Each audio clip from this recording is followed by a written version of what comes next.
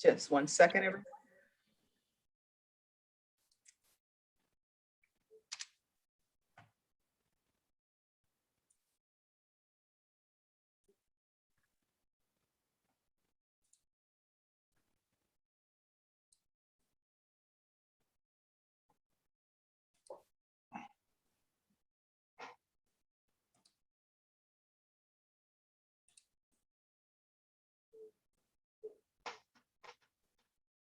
All right, everyone, my computer is acting very slow today.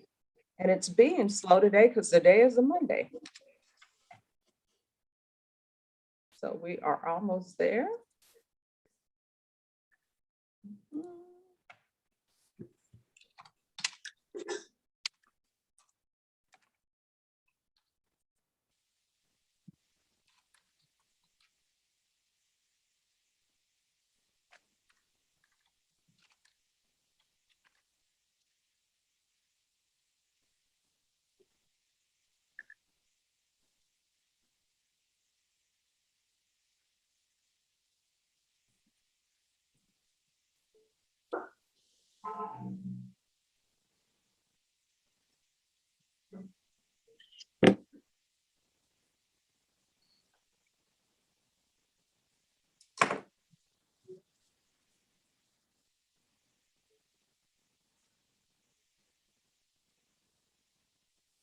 All right, everyone. Welcome to the 187 District Court. Happy Monday. And I say happy Monday because we're going to make it a happy Monday. Let's not turn it into a unhappy Monday. These are the rules of the 187 District Court if you're on Zoom. Whatever you could not do if you were physically in the 187 District Court, you cannot do on Zoom. To everyone who are in your vehicles, please pull over to the side. Nobody wants to be a witness to an accident. And please make sure you're muted because I get feedback when you're not. The other thing, to all of the inmates, you're not allowed to use the chat box. The other thing, the mask you're wearing, I'm not a doctor. I don't claim to be a doctor. I've watched ER and other programs, but those masks don't work if they're not covering your nose. The other thing, if you are at the jail, you don't use the chat box. If you use the chat box, you're going to get sent back. This is not The Bachelor. It's not The Bachelorette. You can't be using it to try to pick up dates. And I know you're probably saying, why is she telling us this? Because people have tried to do that. For all the people who are on bond, you need to make sure that you're in a quiet place. Please find a location and remain at that location. Don't move around because when you do, it makes other people nauseous because the video is going up and down. To all the attorneys, if you have a plea bargain agreement with the state, you need to put that in the chat box. And if your client is on bond, you need to let us know your client's email address. And the person you need to send that information to is, of course, the state, but also the court coordinator. She's listed as Ferguson coordinator. No matter how small you think the agreement is, needs to go in the chat box to her. Please do not text her, email her, call her, asking for her to give you a reset because I'm the only person who can do that. The other thing, you'll notice that there are more defense attorneys on this screen than prosecutors. So everyone, put some patience in your pocket. And if you see somebody else running out of patience, give them a little patience too. I'm going to open up the breakout rooms. When I open up the breakout rooms, it's going to invite you to go. Do not, I repeat, do not go to a breakout room unless I specifically call your name and send you to a breakout room. To attorneys, when you get sent to a breakout room and you're waiting for a prosecutor, be patient. Think of it as a doctor's office. When the nurse calls you to the back, you think you're seeing the doctor. You're not. They're just checking your weight and your blood pressure. So when you go there, be patient. If you leave that breakout room to come back and tell me that no prosecutor has visited you, it's going to show that that breakout room is empty. And I guarantee you the prosecutor is going to skip right over that room because they're going to see that it's empty. Trust me.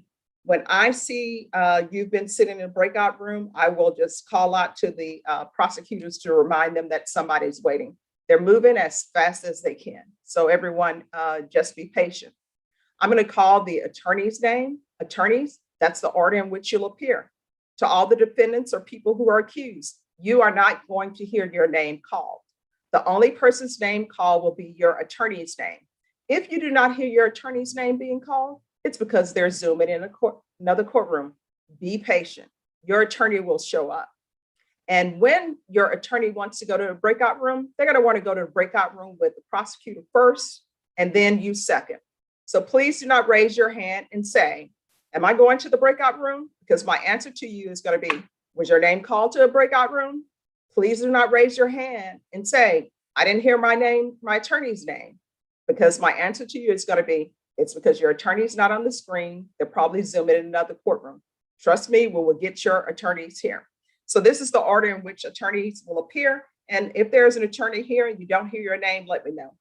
Andres Campion, Bridget Garza, Robert Maurer, Ken Baker, Kelly Pittle, Eric Hernandez, Terry Carter, Scott McCrum, Courtney Daly, Sharon Thorne, Frankie Sandoval, Alfredo Ortiz. Is there any other defense attorney whose name I missed?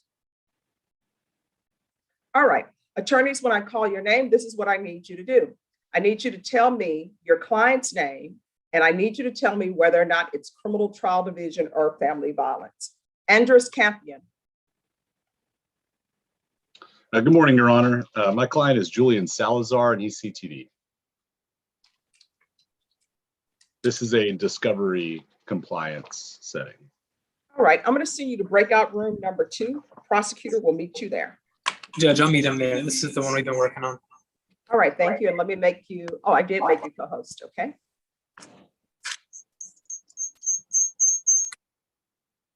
Bridget Garza.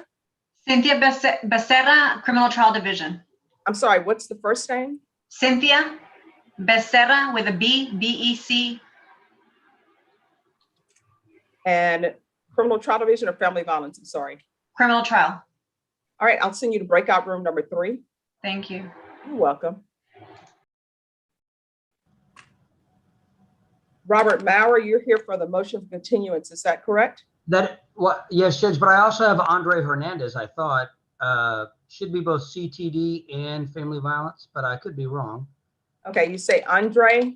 Andre Hernandez, yes, ma'am. I can give you, it'd be better if I gave you a SID number. Oh, no, that's fine. I just operate on names. Okay. All right, then what I'll do is I'll send you to breakout room number 4.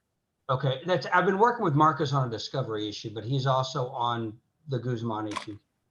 All right, number 4, and he'll meet you there. And if there's any other prosecutor you need, just let him know. And when do you think we'll have the speedy trial motion? I have a couple other courts to go to. Oh, as soon as you come out from this, we'll get it right away. Yes, ma'am. No, we would like him to come back, please, because Tom's doing too many things at once right now, please. And thank you. Okay. Oh, you want me All to come back later, Tom? Yeah, even later in the morning's fine. Okay, that'll work. All right, let me All talk right. to Marcus, Judge, and I'll check back. All right, you want to come back at like 11? Sure, that'll work. All righty. You're welcome, Tom. Ken Baker. Careful, Robert. Good morning, Judge. On Andre Hernandez? Yes. I'll Who be do you have? right in to give you one. All right, Ken Baker, who do you have? Yes, Judge, I've got David Morales, CTD. Okay. I'll send you to breakout room number 5. Great.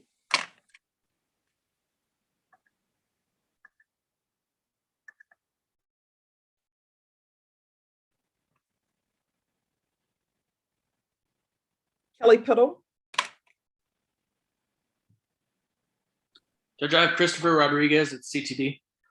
Thank you, Kelly, for renaming it. You just made this a great Monday. You renamed it yourself. You're welcome, Judge. I appreciate it. Number 6, it's the small things. All right, Eric Hernandez. Good morning, Your Honor. I have Mr. Servin Lorenzo. I'm sorry, what's the first name? Lorenzo. Last name? Servin, S-E-R-V-I-N. It's Okay. CTD case. I just got appointed a week ago, I think, so I'm not sure where we stand, so I'd appreciate a chance to confer. All right, I'll send you to breakout room number 7. That works for me. Thank you. You're welcome. Terry Carter. Good morning, Judge. I have Ruben Gutierrez and it's CTD.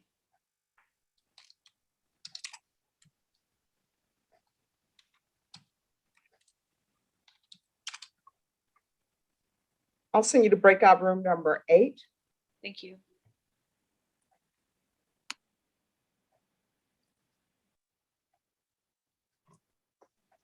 Scott McCrum.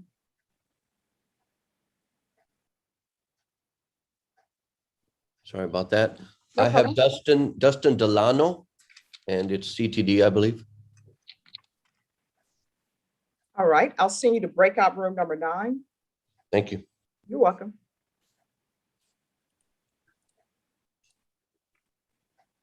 Courtney Daly.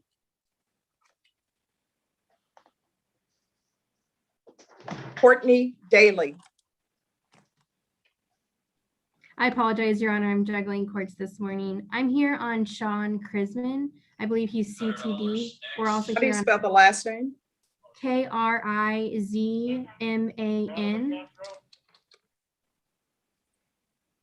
All right, I'll send you to breakout room number 10. Thank you, Your Honor.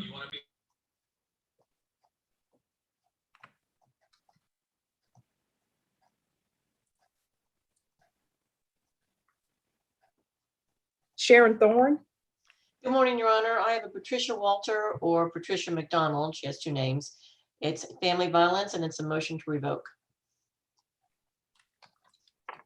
And I'm sorry, could you give me the last name again? Walter, Patricia Walter Or McDonald, you said, or right? McDonald. She's got both names. But her MTR says Patricia Walter. All right, I'll send you to breakout room number 11. Thank you, Your Honor. You're welcome. Frankie Sandoval. Your Honor, good morning. James Freeman.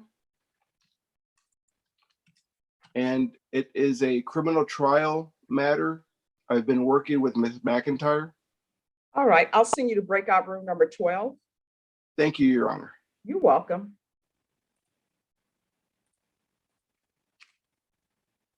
Alfredo Ortiz. Good morning, Your Honor. Good morning. I represent Emily Elizabeth Rowland. Spell the last name for me, please. Rowland, Rowland. Yes. And it's an MTR. It's not family violence. Okay. You are going to lucky breakout room 13. Trust me, it's lucky. Here it is. So I'm sending you to 13. Look for me if I don't come back. Okay. Leave some breadcrumbs. Kirk Sherman. Kirk Sherman. I'm here. Yes. Who do you have? Emmanuel Ponce. All right. Is it criminal trial division or family violence? It's a motion to revoke, and I don't know the answer to the other question. All right. Let me find out.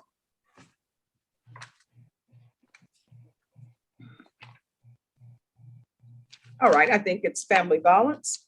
I'm going to send you to breakout room number 14. Thank you for your help. All right. You're welcome.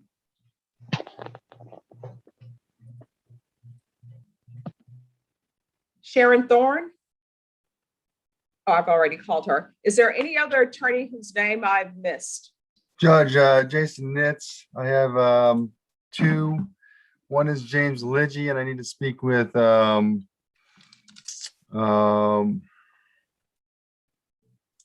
of the prosecutors. And then the other, we have the sentencing hearing on Ferdin. Okay, James Lidgy. How do you spell the last name? Lidji. And is it criminal file division or family violence? Lidgy. Yeah, they're both criminal trial division. Okay, and then who is the other one?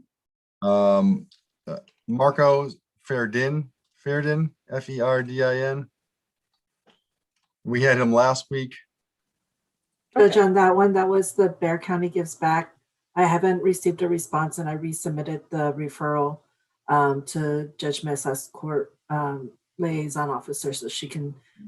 She said usually Judge Mesa gets a quicker response.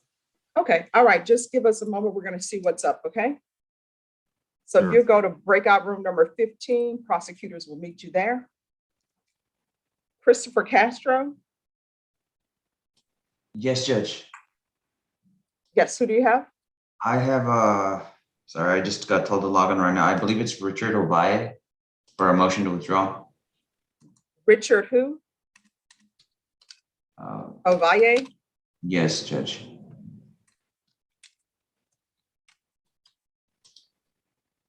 All right, just give me a moment and we'll get with you on that. Have you conferred with the state on the motion to withdraw? I have not, Your Honor. And you were here before in a case that you wanted to withdraw and you all withdrew it. Was this one of them? No, it was not. That was a different case. All right, I'm going to send you to breakout room number 16. All right, thank you, Judge. You're welcome. All right, is there any other defense attorney who's not been sent to a breakout room? All right, Robert Maurer, you're back. Yes, Judge, on Andre Hernandez, Just a moment, Marcus. let me grab the file. Okay, thank you. All right, he has 3 cases. What is happening with Andre Hernandez? The big case we've been working on is the Agasaw public servant, and there was a video at Leon Valley PD that Marcus uploaded to the server. I need to get my client in to look at it and then decide on the offer. Been a little I'm starting a trial on Thursday in the 175th, and then depending on your ruling today, I may be with you. So if you can give me 30 days, I will have him come and look at the video and we'll make a decision. Okay. All right, then, because the video was just uploaded, I'll extend your plea deadline date because your plea deadline date was for day. Norma, can you give me a 30-day reset on Andre Lee Hernandez, please? Yes, ma'am. Give me 1 second. And Judge, I'm out on the 19th of July to the 27th. So if you could do before that, I'd appreciate it. What are you doing on those days? I'm going to be fishing and drinking beer in New Mexico. Well, I mean, hopefully you'll send photos back for the rest of us. It'll be taunting photos. How about the 15th, Judge? That's perfect. All right. So I'll extend your plea deadline date to July 15th. So you have all the discovery now, is that correct? Yes, ma'am. All right, just give me a moment.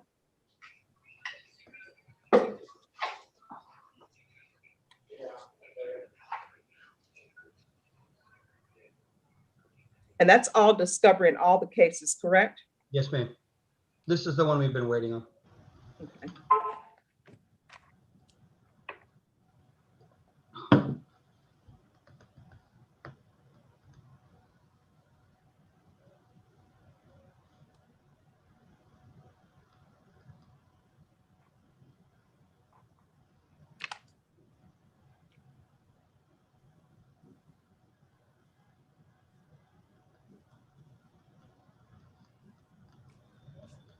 All right, and who else do you have with us? Just Brandon Guzman for the speedy trial, and I'll come back at 11 for that. All right, thank you. Thank you, Judge. See you at 11. All right, bye-bye. Who else is next? Andre can sign off, Judge. Mr. Hernandez, he's on. Yes, he can. And All he's right, been thank having trouble logging in. So Robert, next time, if he's going to have trouble logging in, he needs to be in court then. Okay. All right, we'll do. Thank you, Judge. Thank you. All right, Eric Hernandez. Good morning, Your Honor. May I speak to Mr. Servine? He's in custody. All right, if you'll go back to number 7. Mr. Servine, if you'll go to breakout room number 7, please. Anyone else back from the breakout room?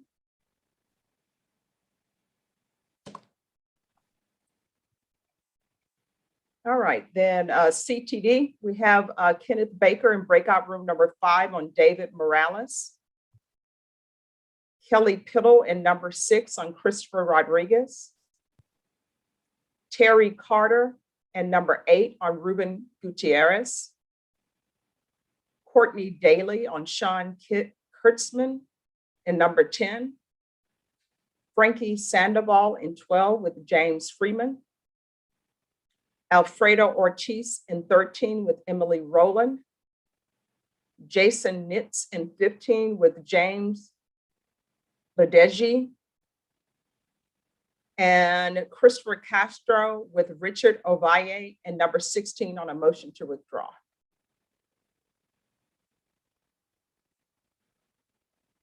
And let me see. Family violence, we have Kirk Sherman and 14 on Emmanuel Ponce.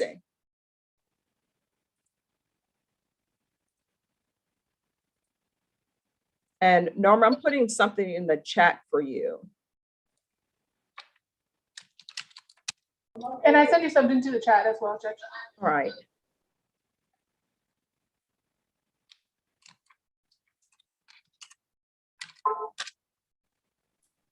Judge, could you ask Cynthia Becerra to go to room 3?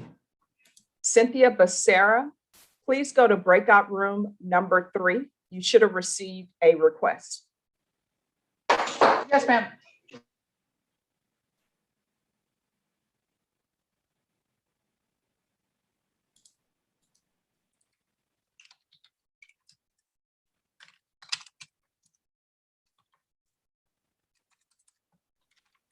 We have to leave the meeting and come back.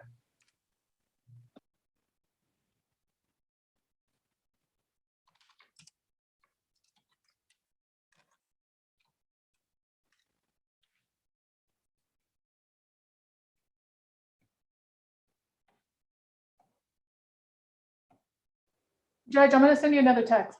All right, thank you.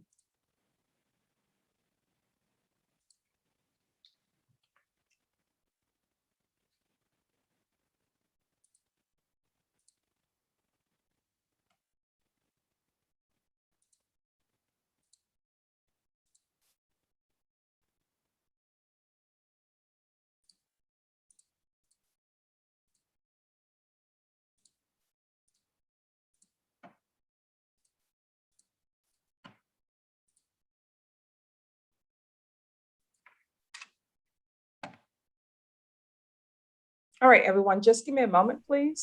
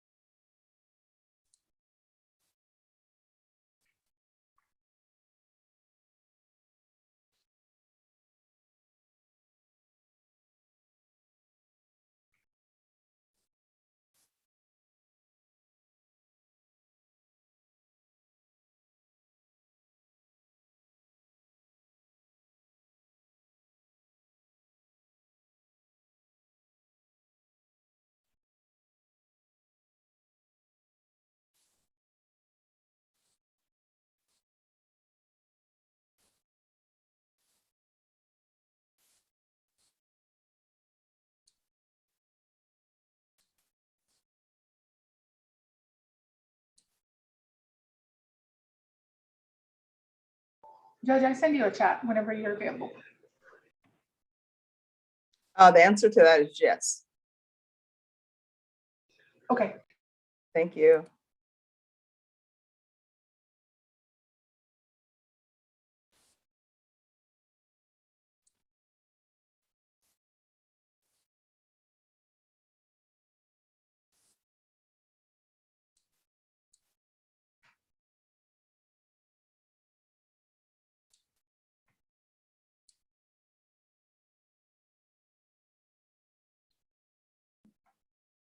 David Lunan, can I see you in breakout room number 1, please?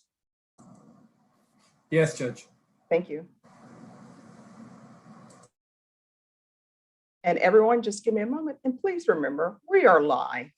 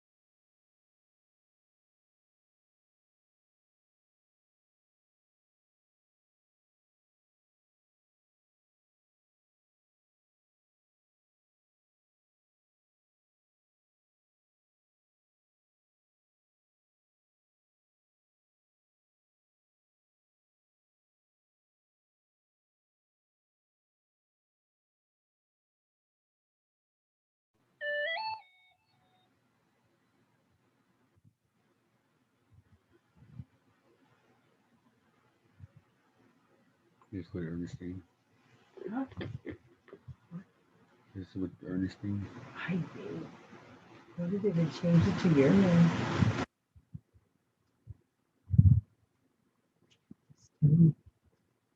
This they stop video. What is it?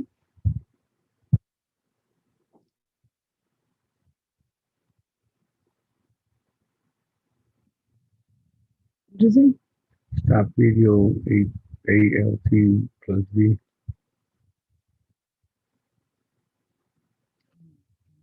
What's this baby?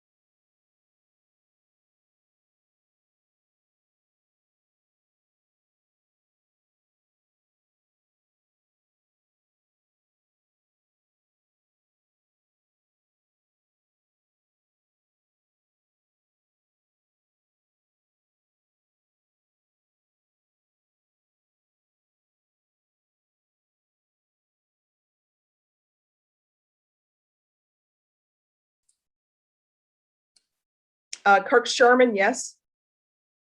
You have your hand raised. Yes, ma'am. I was trying to get to room 14 and it didn't go for some reason. It didn't go because you logged out. I'm sending you to 14 now. Thank you for your help. All right, you're welcome. All right, Kenneth Baker, you're back. Yes, Your Honor. Yes, what is happening?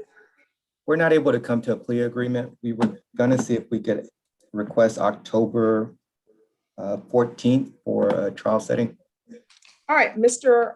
Morales, could you unmute yourself for me, please?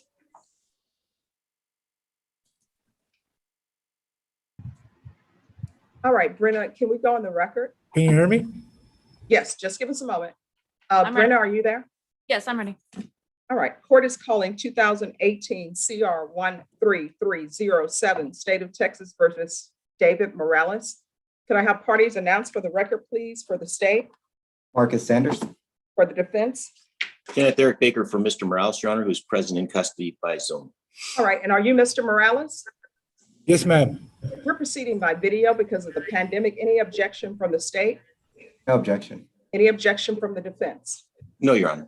Mr. Morales, do you have any objections to us proceeding by video? No, ma'am. All right, Mr. Morales, I just need a yes or no answer. My understanding is that you're requesting a jury trial. Is that correct? Yes, ma'am. All right, defense, have you received all the discovery in this matter? Yes, Your Honor, I believe we have. State, on this case, the court will need an acknowledgement of discovery. I don't have one in the file. State, are you able to have the court's acknowledgement of discovery by June 30th? Yes, Judge.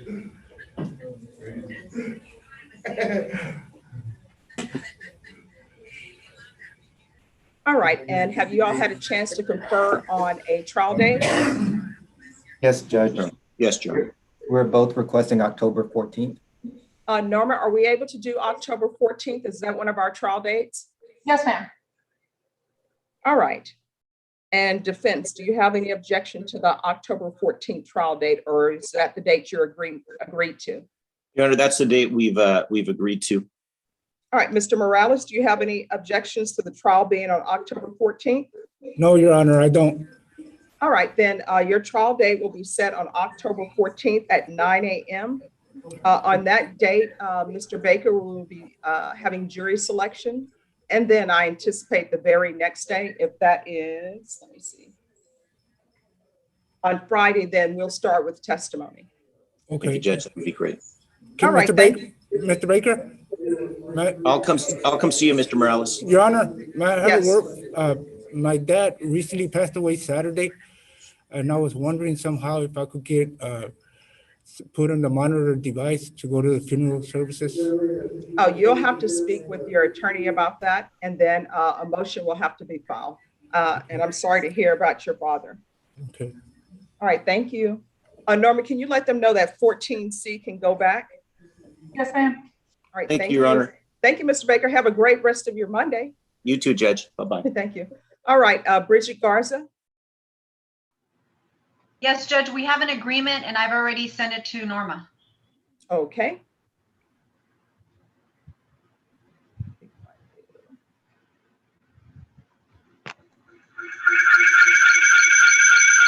Sharon Thorne. I always do that. Sorry. Your Honor, can I be put into a breakout room with my client, Patricia Walter? The state has made me an offer and I need to confer with her. She's in custody. All right, Ms. Walter, if you'll go to breakout room number 11, and Sharon, if you'll go back to 11, please. Thank you, Honor. All right, Scott McCrum.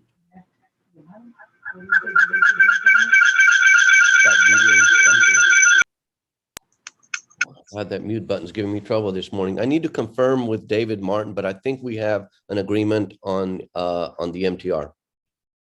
All right, if you go back to your breakout room, or either if you'll send it in the chat, let me see if David Martin is on the Zoom. I did. I chatted to David. I'm just waiting for him to reply. Okay, awesome. Thank you. All right, Eric Hernandez. Yes, yes, Your Honor. I've confirmed with the state, Mr. Sedmine, he's ready to be sentenced. Okay, Thank you. you're welcome. Just give me a moment.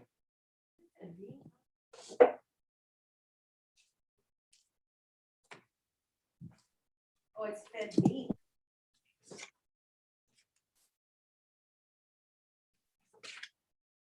All right, is there a prosecutor available for sentencing on this case? I'm available, Your Honor. All right, thank you. Everyone, please make sure you're muted. Just give us a moment.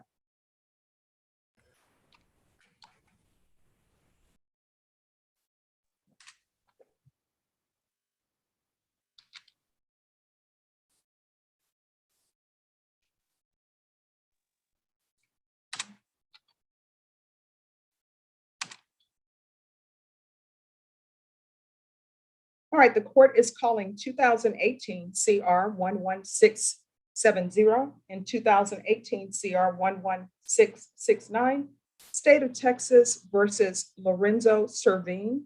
Can I have parties announced for the record, please, for the state? Meredith McIntyre for the state. For the defense? Eric Hernandez for the defendant, Mr. Sedmine. And if you could unmute for me, please, Mr. Servine.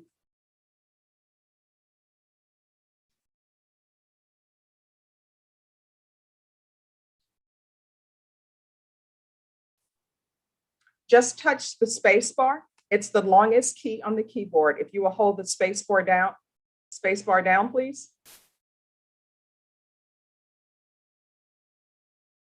It's the longest key on the keyboard. If you look at the keyboard, there are letters. You should see a letter C, V, B, N, M. And right below that is a long space bar. Hold that down. All right, Norma, can you get someone to 13A to unmute him, please? Yes, ma'am. Brenda, that's all the instructions I have. I would have said home row keys. You know, my teacher, Miss Towner in high school, she said you should always start with your fingers on the home row keys. But I realized there are plenty of people on this screen who are younger than me. So if I say home row keys, they don't know what I'm talking about. Thank you. All right, thank you.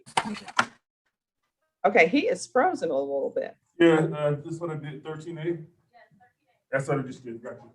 All right, Mr. Servine, first of all, I don't think that mask works unless it covers your nose. Otherwise, it's just a chin strap or something. Yes, ma'am. All right, we're proceeding by sentence. We're proceeding with this sentence by video. Any objections, state? No objection from the state. Any objections from the defense?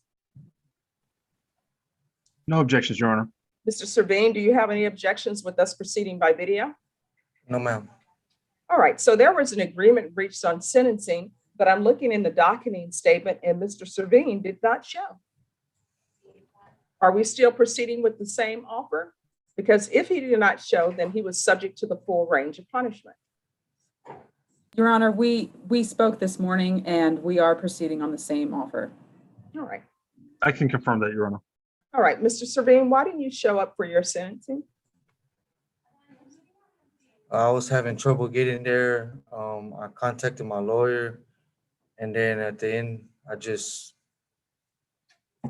Servine? there's no excuse, Judge No, Boyd. Mr. Servine, let me Yes, tell you what ma'am. there's no excuse of. I haven't sworn you in. There's no excuse for you being dishonest with me. Because you called No, your I told attorney. you, that's what I said. Nope. My mind is like a steel trap. This is what happened. You call your attorney. Your attorney said that you told them that you were walking into the courthouse. Now, unless this courthouse was closed on that day, you were never intending on walking into the courthouse. Because last I checked, the doors were working so you could come in because we all made it. You were just not here. All right. Anything you wish to say on behalf of your Yes, client, ma'am. Mr. Hernandez? Your Honor, I was just appointed to represent Mr. Servine after he had took the plea.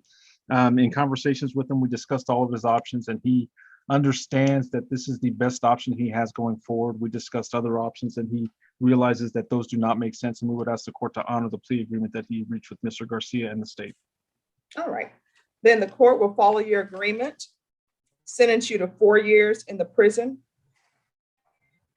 $1,500 fine, time and money will run concurrent. Take in consideration 2018 CR 11669 and give you credit for any time served. Anything else with regards to sentencing from either side? No, Your Honor. No, Your Honor, defense rests. Mr. Servine, I'm showing you what's entitled Trial Court Certification of Defendant's Rights to Appeal. Did you review that document with your attorney? Did you understand it? And did you electronically sign it? Yes, ma'am. Because this is a plea bargain agreement, because I followed your plea bargain agreement, and because you waive your right to appeal, you do not have the court's permission to appeal. Do you understand? Yes, ma'am. Also, because this is a felony conviction, you're not allowed to own or possess any weapons or ammunition. Do you understand? Yes, ma'am. All right, we'll close the record. Mr. Servine, this is one thing I do know on my time on the planet. You can't run away from your problems, because when you get tired and you stop running from your problems, the problem that you are running from is still going to be there, and it's just going to have expanded. You understand? Yes, ma'am. All right, good luck to you. Norma, you can Yes, let ma'am. them know that 13A can go back. Yes, yes, ma'am. All right, Scott McCrum, let me see if we have paperwork for you. Everyone, just give me a moment. And Okay, Mr. Your Honor. Hernandez? Judge, can you put Delano back in breakout room 9 so I can just brief him real quick, please? Mr. Delano, please go back to breakout Hey, room Wes. number 9. They said I'm ready to go back. Yes. All right. My excuse, Your Honor. Yes, you're excused. Thank you so Have a much. good day. All Yes, right, ma'am. you too. All right, Terry Carter. Yes, Judge, I just conferred with Marcus Sanders on Ruben Gutierrez. They will be withdrawing that MTR. Okay. Let me see if I have it. And Mr. In my Gutierrez box. is on the Zoom. All right, just one moment. Let me see if I have it in my email. Thank you. Okay, I'm just waiting to receive it. But you're saying he is withdrawing it. Is there a reason it's being withdrawn? The new number 1 that was alleged is being dismissed, and he has no other allegations. He's completely up to date on all of his classes, fees. He's in good standing with probation. So Marcus has decided to withdraw the MTR. All right, Mr. Gutierrez, where are you? Here, Judge. All right, how you doing this morning? Pretty good. And yourself, ma'am? Oh, I'm doing great. It's Monday, but it's a beautiful day outside. It's going to be 102 degrees.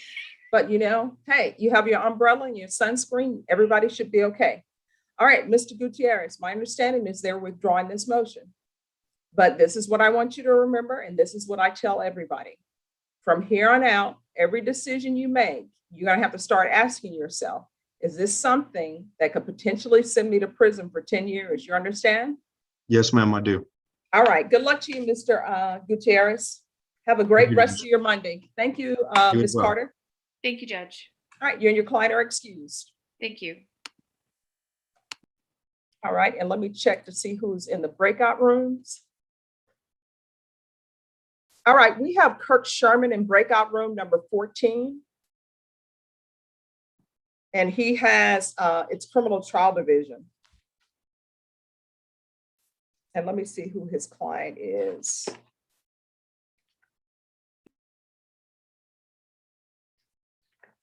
Brenna, do you see him on the docket, Kirk Sherman? It's Emmanuel Ponce, and it's family violence. So could a family violence prosecutor go to 14, please? And then we have Christopher Castro for CTD, and number 16 on Richard Ovalle. It's a motion to withdraw. And Sharon Thorne, you're back. Sorry, yes, ma'am. I'm back. I believe we have an agreement. I just need to, I was gonna send a chat to Norma. I just need it's a revocation, and they're gonna TIC the new charges. Okay. And then Scott McCrum, what is happening with Mr. Delano?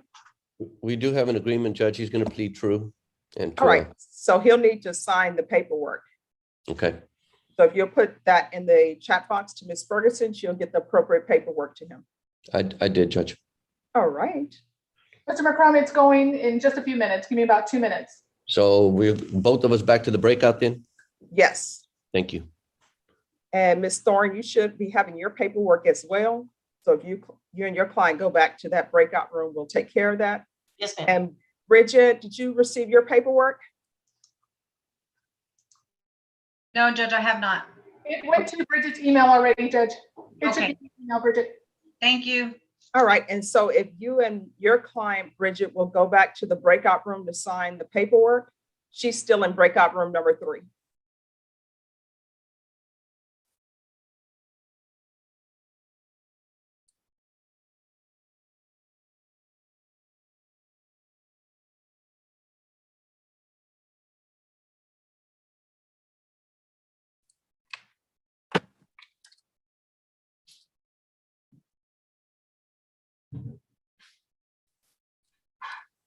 And Judge, briefly, I believe I recall that Hunter was the one that was on the Lidgy case.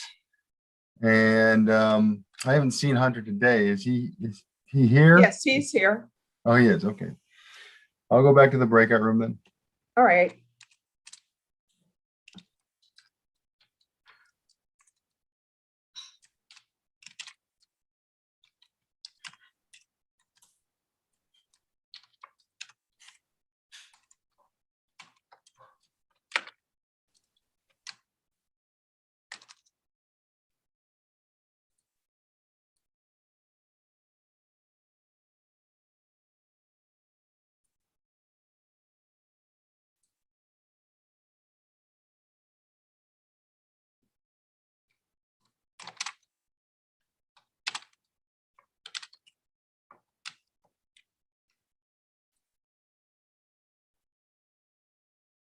Kelly Piddle.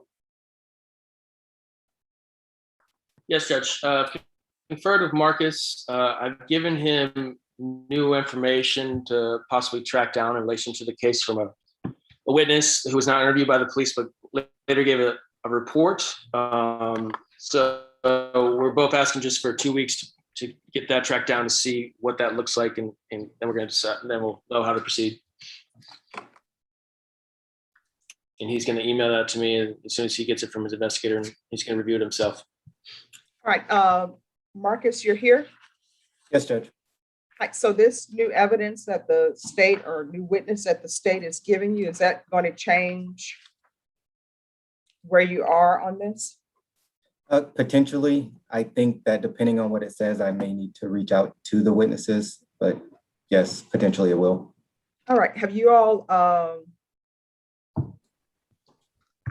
When do you think you will view whatever you need to view, Marcus?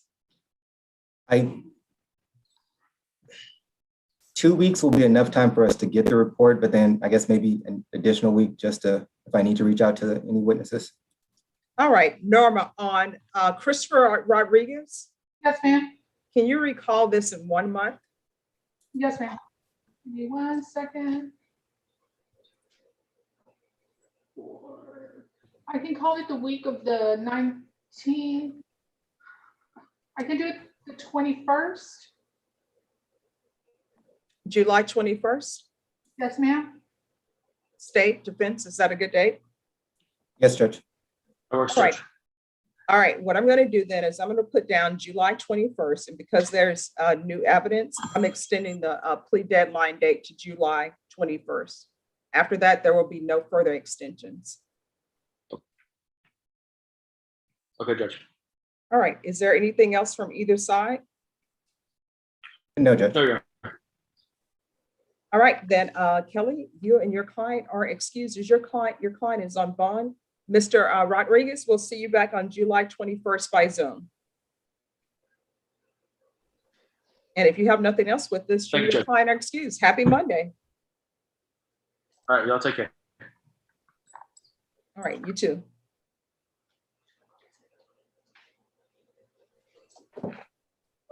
All right, everyone, just give me 1 second. Robert Porter, if I could see you in breakout room number 1, please.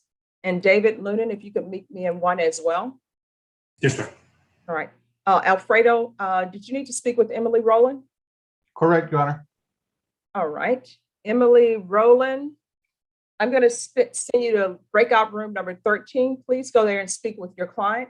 Mr. Sherman, you're muted.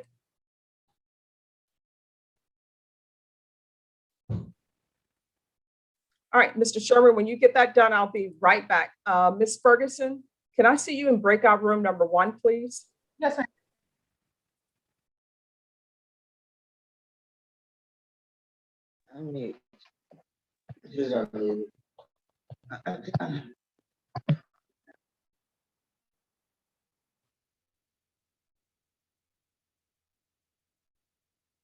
There, it just shows a picture of the camera.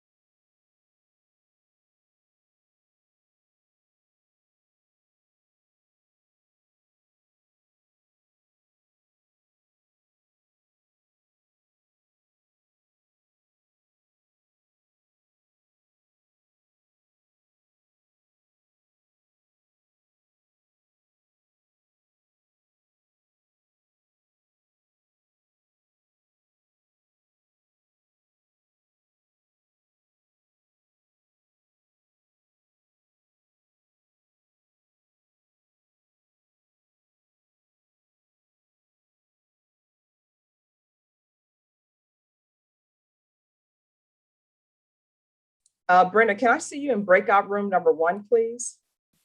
Yes, ma'am. Mr. Jones, if I could see you in 1, please. Daniel Baylor, who do you have? Gerardo Romo, Your Honor. Is it criminal trial division or family violence? It is a family violence. All right, I'm going to send you to breakout room number 17. Thank you, Your Honor. Good morning. Welcome. Good morning. And everyone, please put some patience in your pocket. I will be right back.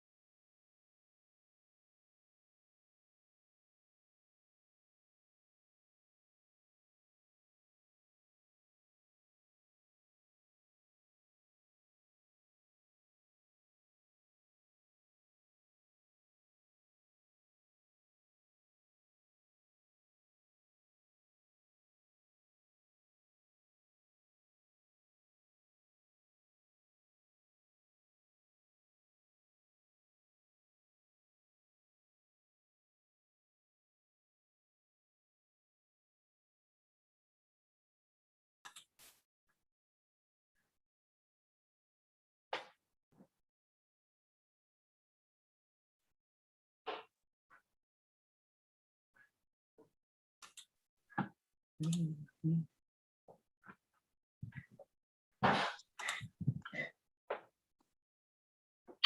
mind is going.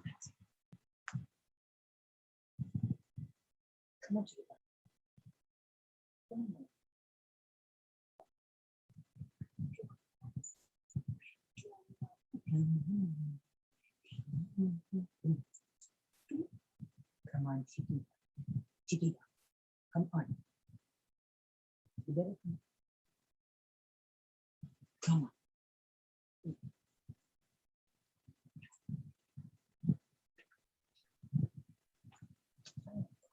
Hello? Trying to talk to this guy?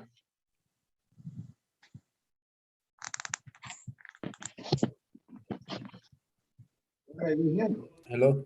Oh, God, you. Hello? Jesus.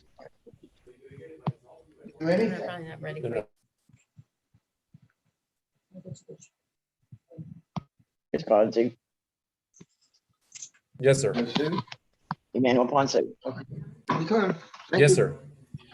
Mr. President. Ponce, Yes, sir. my name's Kirk Stewart. I've been asking to get you through this.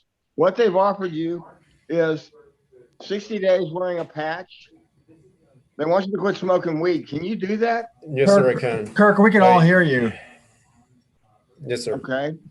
Let me try and adjust this. Hang on, we'll come back. All right, everyone, just give me a moment, please.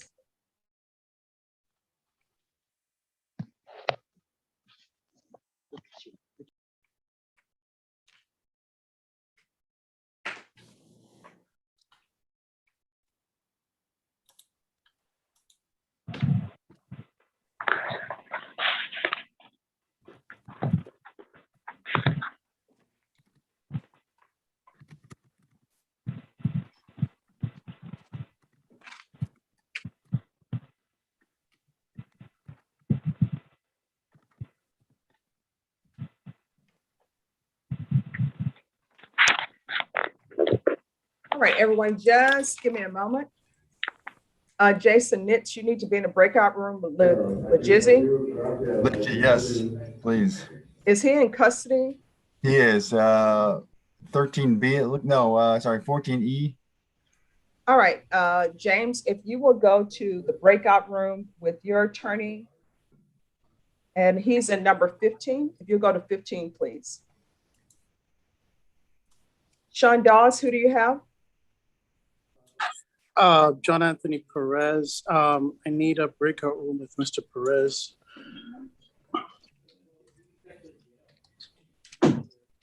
Is it criminal trial division or family violence? Family violence. All right, I'm gonna send you, let me see here, to breakout room number 18. Thank you. You're welcome. And Mr. Pettis, if you go to 18, please. And everyone, just give me a moment. Let me check my email to see if I have any documents. All right, I have the document for a Patricia Walter.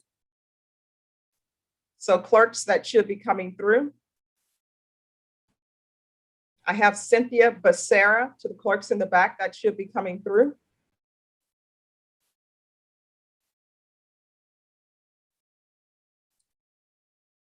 And I have Dustin Delano.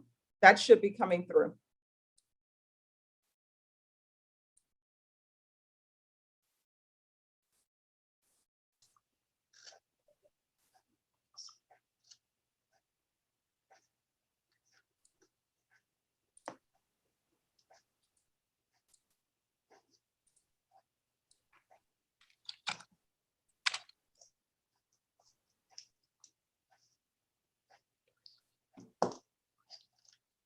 All right, Alfredo Ortiz.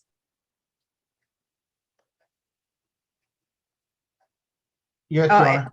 Yes, who do you have? What's going on with Emily Rowland? We reached an agreement with the state. I'm waiting for on my email for documents. I direct messaged Ms. Ferguson that we haven't reached an agreement. Okay, we should have that. And to the clerks, do you have the paperwork? Yes, Judge, just approved it. And Jason Nitz, I sent you to the breakout room. Did you need something else? Just paperwork from Hunter. All right, thank you. Robert Porter, you're back? I am, Your Honor. Yes. All right, and are you finished speaking with Mr. Jones? I am, Your Honor. Yes. Norma, can you let them know that 14L can go back? Yes, ma'am. All right, thank you. Thank you, Mr. Porter, for coming in. Thank you, Judge. Bye-bye. Bye-bye.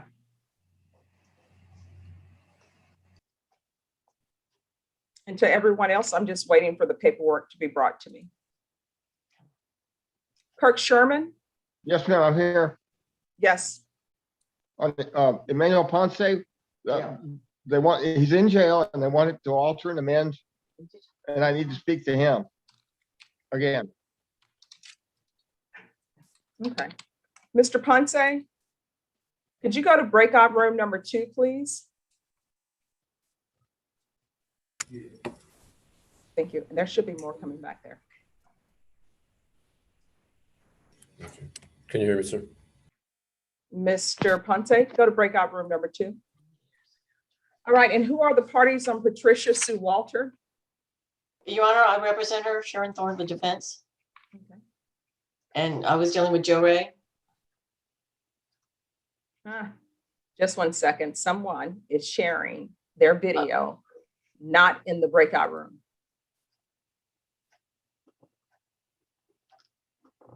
And my client may still be in the video room. I mean, All right, just one second.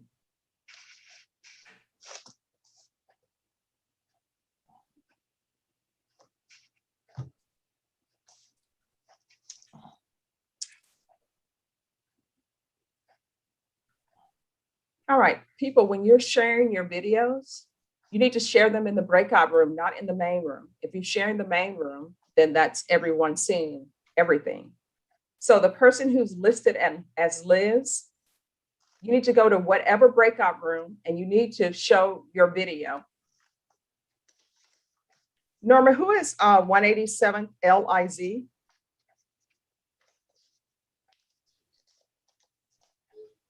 That's the court clerk. Okay, then she needs not to be showing her video in the main room. I don't understand that. All right, it's a Monday. That's why it's happening.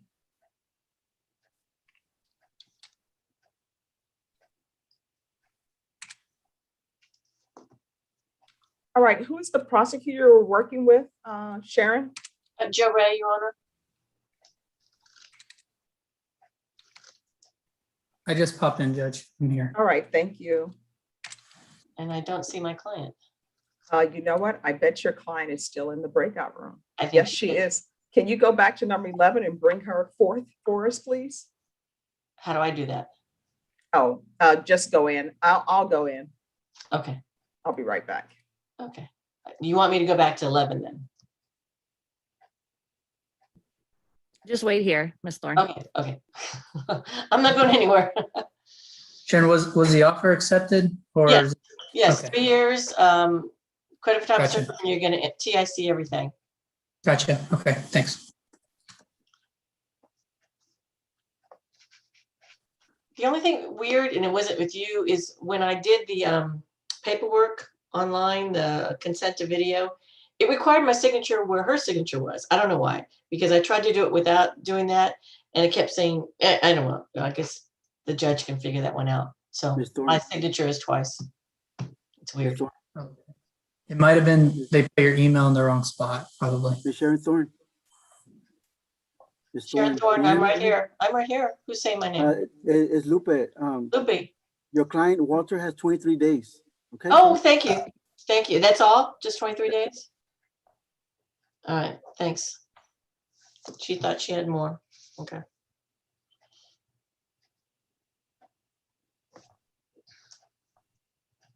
Norma, could you have them bring Miss Walter out of the breakout room? She's having trouble leaving. She's Yes, L18.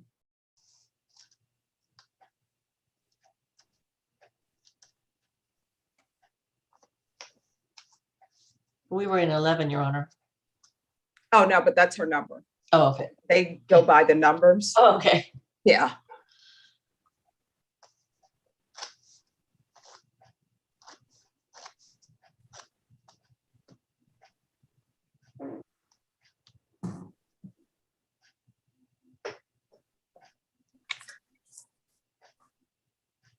Brenda, you know what today is? Monday. It is Monday. But we're going to be happy. Yes. You have happy flowers. Those are very pretty. Oh, thank you. I love roses. They are the best. Do they just not put a smile on your face? Yes, I saw them right away. Like, I like her flowers. And they smell great. You know, now they're making roses that have no scent to them. And I'm just like, stop. Something about bees or whatever. And I'm just like, will we stop changing things? You know, let the flowers have their scents. All right, Miss Walter, can you unmute for me, please? The space bar. There you go. Yay. Yay.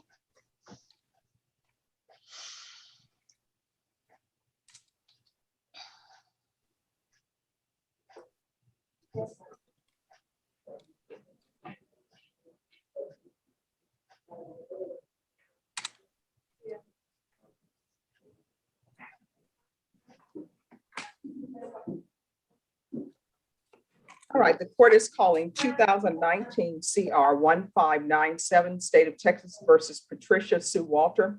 Can I have parties announced for the record for the state? Ray Garcia for the state. For the defense? Sharon Thorne for the defendant, Your Honor. All right, we're proceeding by video because of the pandemic. Any objections from the state? No, Your Honor. Any objections from the defense? No, Your Honor. Ms. Walter, I'm showing you a document entitled Defendant's Consent to Appear by Video. Did you review that document with your attorney? Did you understand it and did you electronically sign it? Yes, ma'am. Court will find that defendant has knowingly and voluntarily consented to appear by video. Next, I'm showing you what's entitled Motion to Revoke Community Supervision. Did you review that document with your attorney? Did you understand it? Yes, ma'am.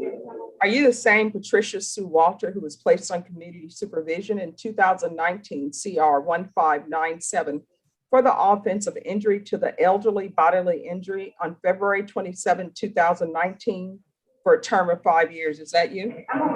Yes, ma'am. All right, state.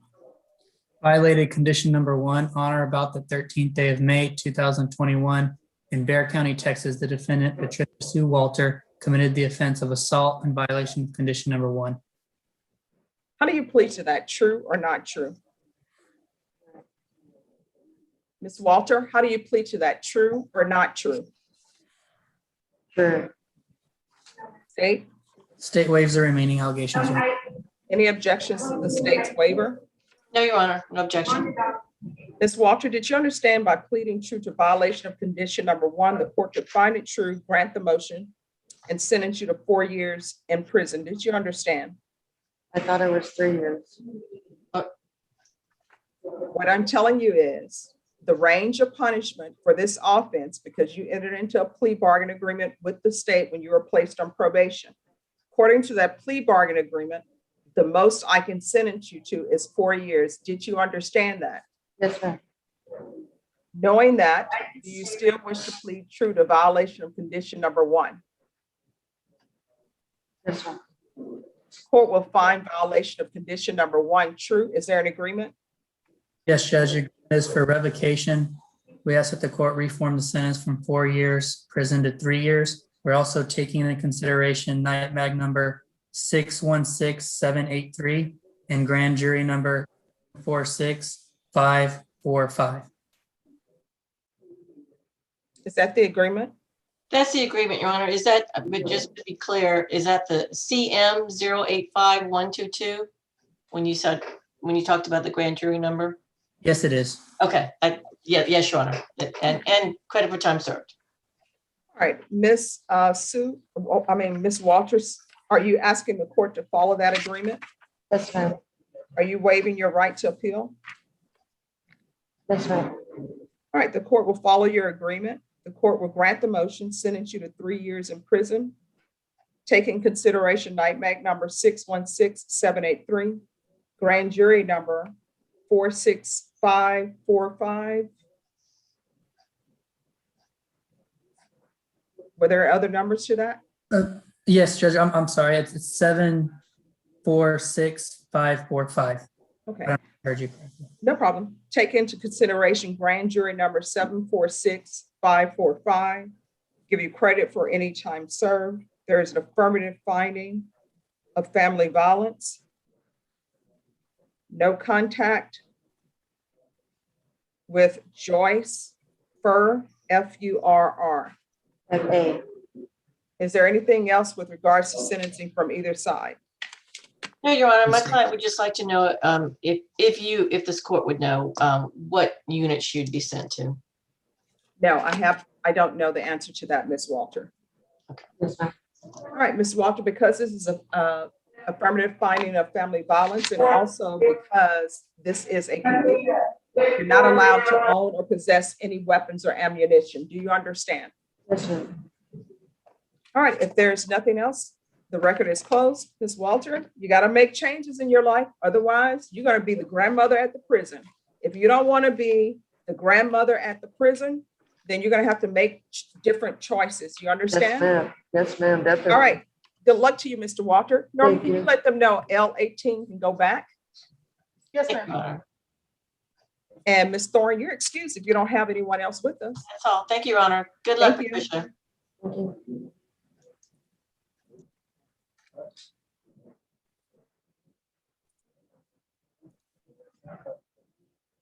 All right, the court, who is the prosecutor on Dustin Delano?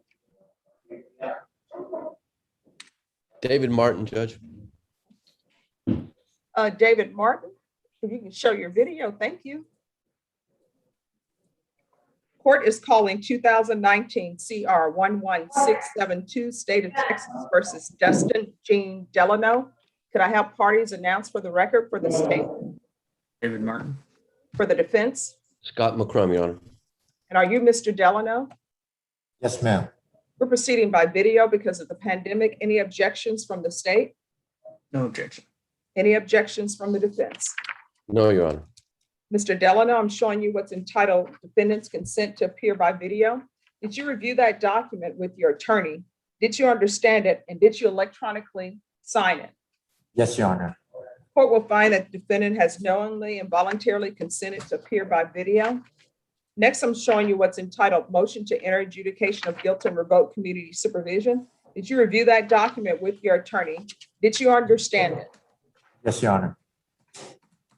Are you the same Dustin Jean Delano who was placed on deferred adjudication in 2019 CR 11672 for the offense of aggravated assault with a deadly weapon on March 6, 2020 for a period of 8 years? Is that you?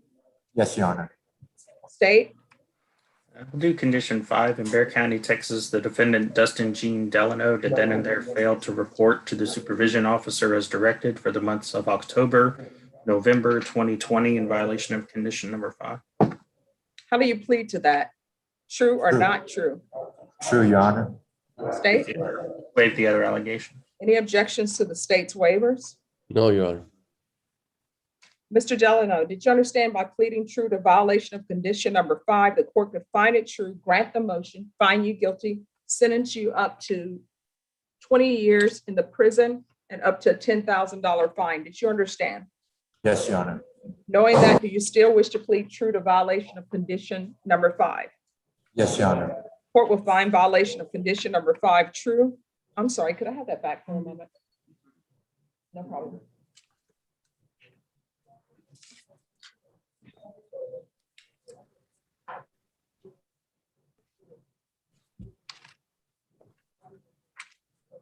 And I'm sorry, do you still wish to plead true? Knowing that, do you still wish to plead true to violation of condition number 5?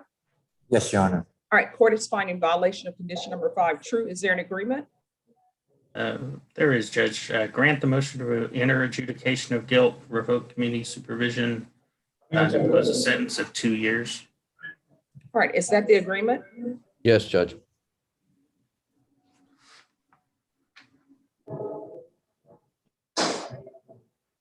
Mr. Delano, are you asking the court to follow that agreement? Yes, Your Honor. Are you waiving your right to appeal? Yes, Your Honor. The court will follow the agreement, grant the motion, find you guilty, sentence you to 2 years in the prison, give you credit for any time served. There's an affirmative finding of family violence. There's to be no contact with Jaime Camarillo. Is there anything else from either side with regards to sentencing? No, Your Honor. Not from the state. Mr. Delano, I'm showing you what's entitled Trial Court Certification of Defendant's Rights to Appeal. Did you review that document with your attorney? Did you understand it and did you electronically sign it? Yes, Your Honor. Right, because you reached a plea bargain agreement, because I followed your plea bargain agreement, and because you waive your right to appeal, you do not have the court's permission to appeal. Do you understand? Yes, Your Honor. Because this is an affirmative finding of family violence, and also because this is a felony conviction, you're not allowed to own or possess any weapons or ammunition. Do you understand? Yes, Your Honor.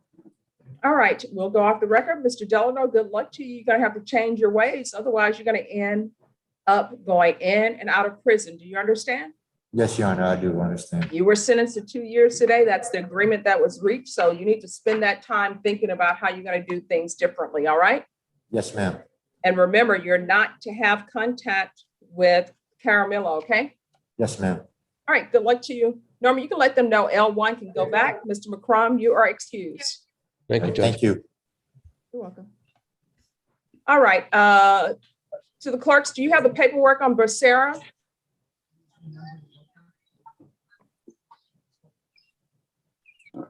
No, Judge, not yet. Your Honor, this is Andres Campion. I'm back from the breakout room with Hunter. All right, just give me one moment.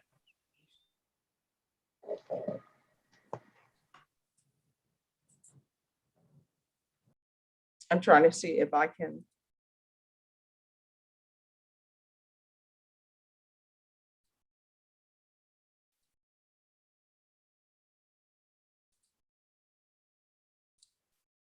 All right, on Bexar, I'm just waiting on the paperwork and then we'll take that up. Andres Campion on Julian Salazar. Yes, What Your is Honor. happening with discovery?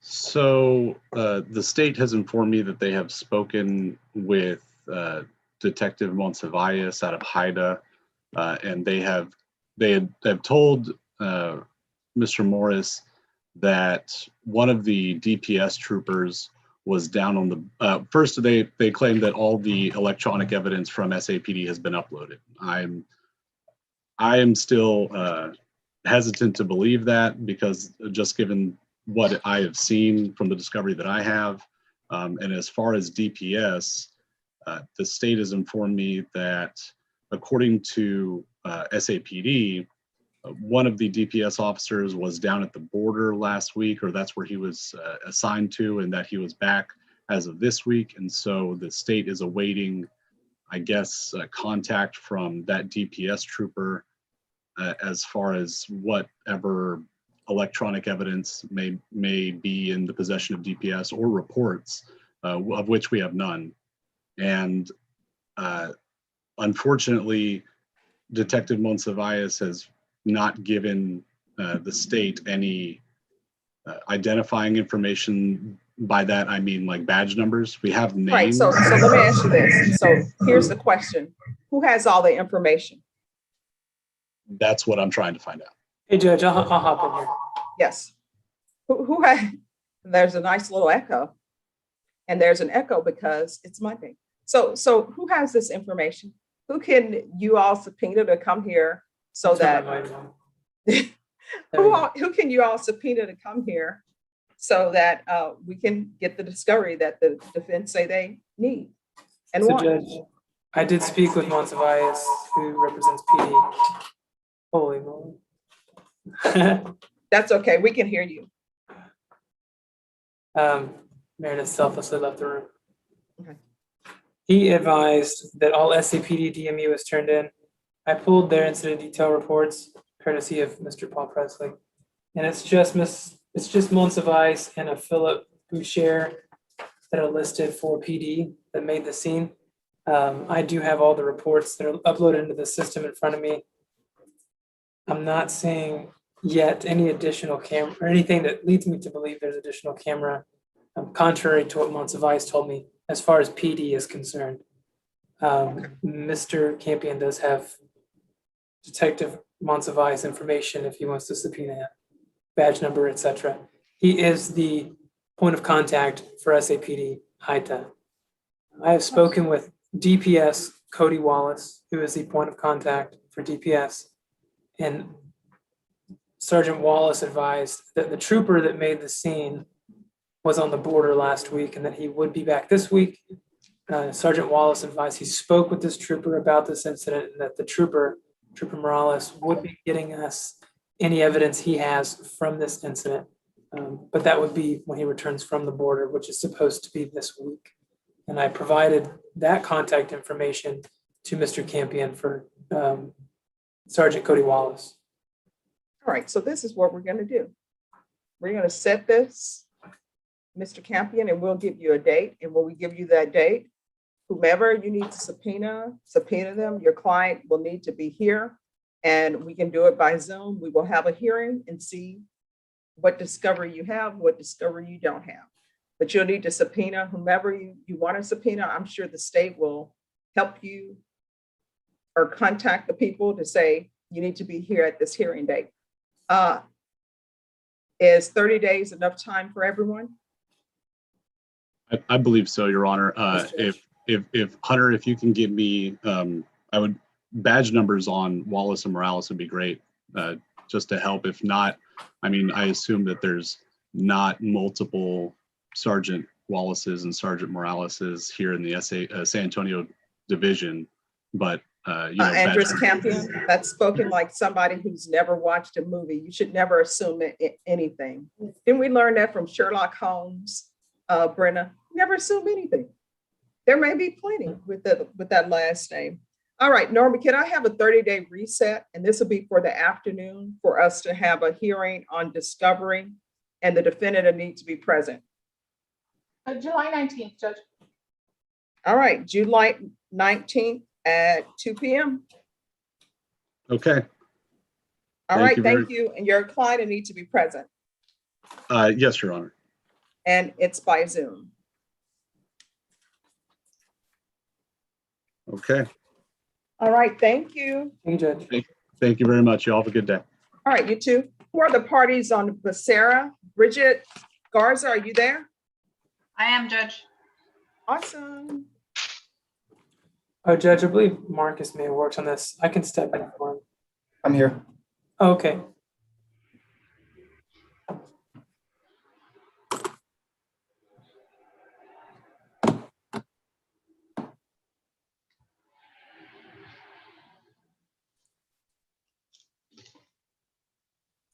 I don't know, it did something, the computer just did something a little crazy, Brenna. Okay. We'll go with what's happening.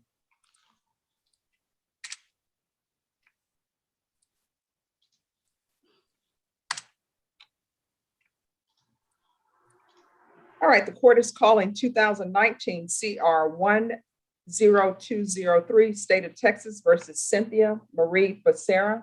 Could I have parties announced for the record for the state?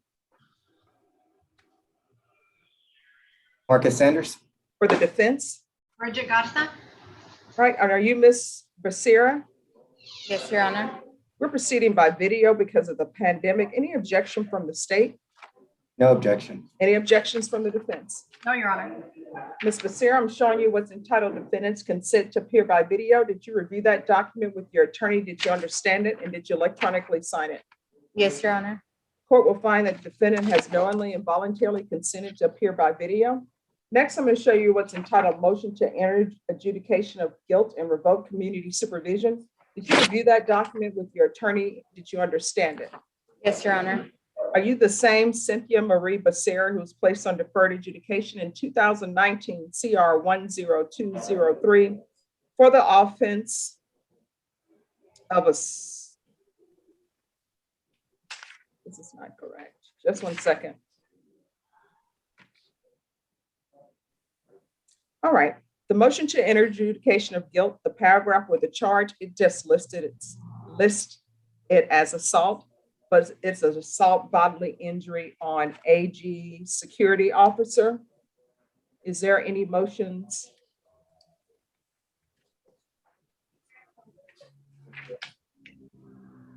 Yes, Judge, 1 second. Yes, it should be assault, bodily injury, AG security officer. Are there any oral motions? Yes, Judge. So my note says that it was just assault on a security officer, non-ag. And so I'm trying to look up the judgment to see. Yes, the judgment is assault on a security officer. And it's listed as a 3rd-degree felony. Okay, so yes, the state would ask to amend the motion to correct the offense to assault on a public servant security officer. Any objections from the defense? No objections, Your Honor. Ms. Becerra, do you understand that the state is requesting that the offense of assault be corrected to assault bodily injury security officer? Did you understand that, Ms. Becerra? Yes, ma'am. All right. Then are you the same motion? Sorry. Then the court will grant the state's motion without objection to change the offense listed in the deferred adjudication paragraph to assault bodily injury security officer. Therefore, are you the same Cynthia Marie Becerra, who was placed on deferred adjudication in 2019 CR 10203 for the offense of assault bodily injury security officer on November 14, 2019 for a period of 10 years? Is that you? Yes, ma'am. All right, state. The condition number 2, on or about the 30th day of September 2020 in Bexar County, Texas, the defendant Cynthia Marie Becerra did then and there illegally use a controlled substance, namely amphetamine, in violation of condition number 2. How do you plead to that? True or not true? True. And condition number 2, on or about the 6th day of November 2020 in Bexar County, Texas, the defendant Cynthia Marie Becerra did then and there illegally use a controlled substance, namely cocaine, in violation of condition number 2. How do you plead to that? True or not true? True. We'll waive the rest. Any objections to the state's waivers? No objections, Your Honor. Ms. Becerra, did you understand by pleading true to violations 2 and 2, the court could find it true, grant the motion, find you guilty, not grant you community supervision, and sentence you up to 10 years in prison and up to a $10,000 fine? Did you understand? Yes, ma'am. Knowing that, do you still wish to plead true to violations 2 and 2? Yes. Court will find violations of conditions 2 and 2 true. Is there an agreement? There is, Judge. We're asking that you grant the motion, adjudicate and revoke, and sentence her to 2 years TDC. That's our agreement, Your Honor. All right, Ms. Becerra, are you asking that the court follow that agreement? Yes, Your Honor. Are you waiving your right to appeal? Yes. All right, the court will follow your agreement, find you guilty, not grant you community supervision, sentence you to 2 years in the prison, give you credit for any time served. There's to be no contact with Marty, M-A-R-T-Y, Cleveland, Michael Miller, or Haven for Hope.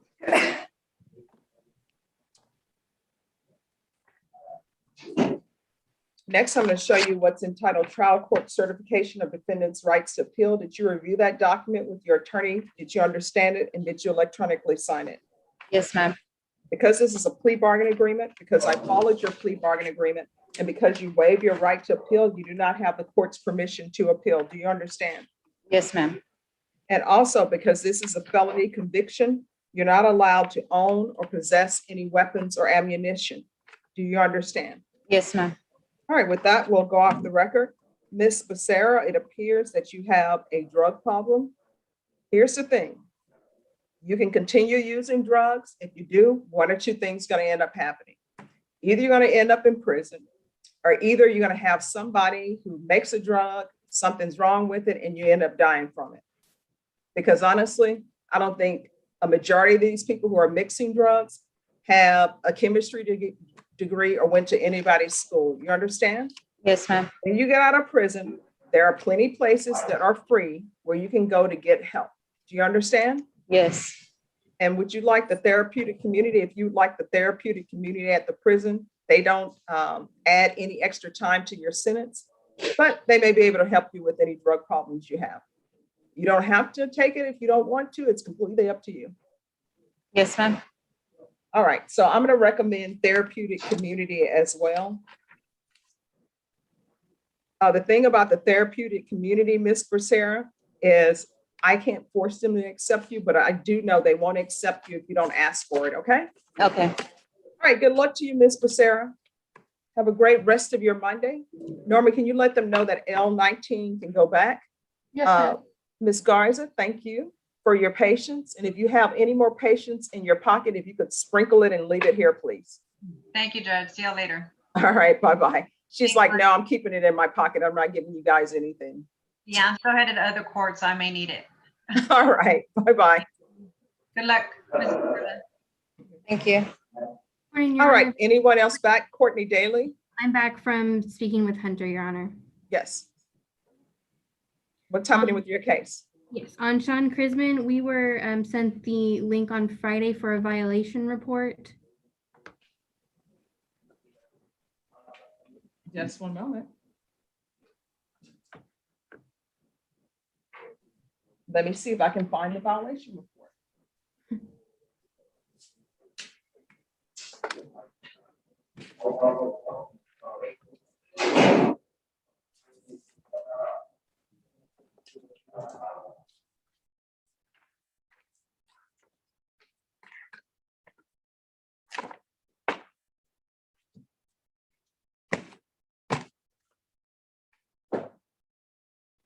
Norma, on Kritzman, Yes, ma'am.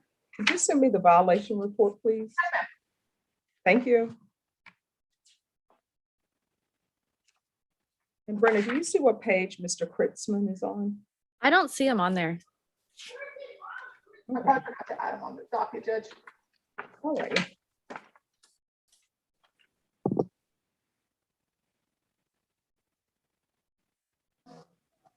Whenever you get a chance, Judge, I'm also here on Melvin Jones. Okay, just give me one moment.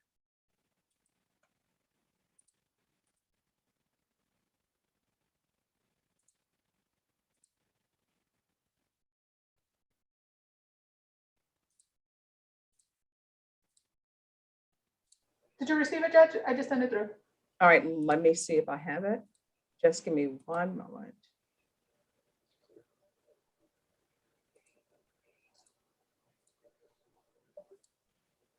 Yes, it's just came through.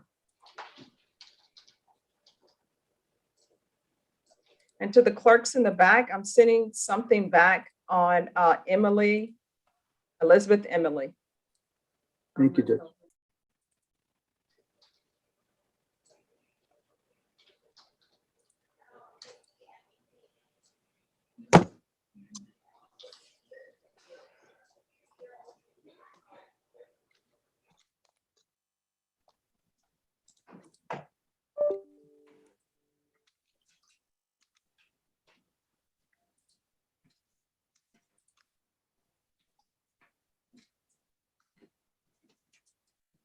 Okay, this motion, I believe I'd already addressed this motion. That But- was my first question, Your Honor, because Hunter and I were looking at it, and based on the dates, we weren't sure if you've already filled something out on this. Yes, I did. And so what I did on this, because I believe County Court at Law number 7 with Michael DeLeon, he reviewed this and there's some issue about your client's, I guess, home or something being burned down. Yes, Your Honor. In March of this year, he unfortunately lost his home and several beloved pets in a house fire. And since then, he's been living hotel to hotel. And so the partial house arrest has not been working out. I believe County Court. I'm sorry, you zoomed out. What did you say? Oh, I apologize. What part did I zoom out on? You said, I believe. Oh, I don't remember what I You said. told me about his pets. You told me about his home, and then you said partial arrest, and I believe, and then that was it.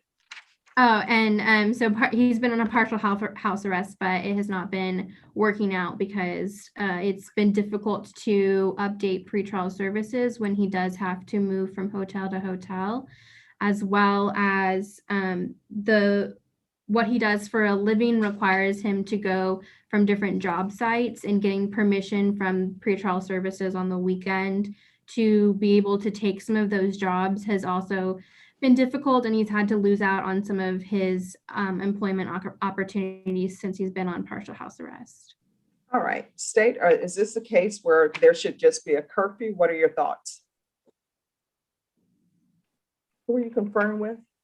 I was conferring with Hunter. Let me see where he is.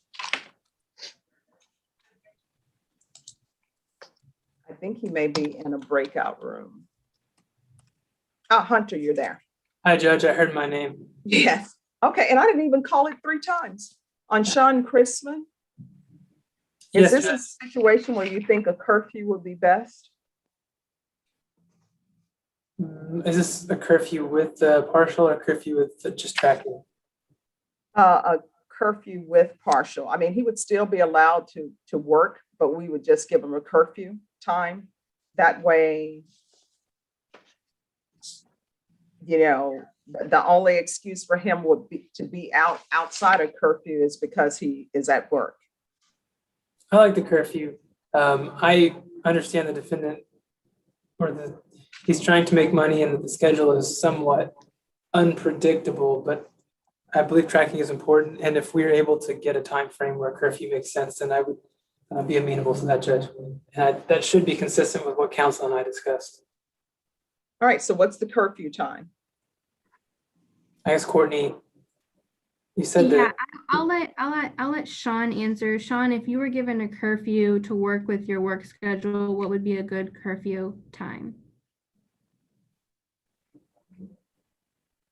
Well, at least I meet clients around 8:30. So given drive time back, depending on locations like Stone Oak or whatnot, I would say between 9 to 9:30 at max. Which is usually about 45 minutes to an hour of interaction. Are you talking about 9 p.m.? What are we talking about here? Yes, ma'am. All right, State, do you have any objection to a curfew of 9 p.m.? One moment, Judge. I believe the VR report had sometimes that were later in the evening. The report had a couple times that were past 9 p.m., but this is when he was trying to get his vehicle back. So this was work related in the sense that he needs his vehicle for work, but I don't believe that he has his cars back now. So I don't think he'll have to be out past 9 p.m. He says he can manage that curfew. Judge, I don't have any problem with 9 p.m. curfew as long as the times when he's out, he can verify the employment with his pretrial officer. That can be done after the fact, not pre-approval, which I believe was the problem before, but if the pretrial officer does ask him about his whereabouts prior to that curfew, he's able to confirm that with the employment. So are we okay with saying employment times to be verified within a certain time frame? Or do you all just want to say employment to be verified? Say within a week. Well, see, here's the problem. If you say within a week, do y'all mean that if he's working on a Friday, he needs to let them know the previous Friday? Or do you mean after work? Why don't we say within 96 hours? Of the job? Of the completion, or if it's a multi-day job, hopefully he has some record of that job, going into the 5th day. Well, this is what I'll put then. I'll split. I don't want to say split the baby, people, because they're being mean to babies. So to split the acorn, what I'll do is I'll say employment times are to be verified within 72 hours of completion of job. And that should be easy to do.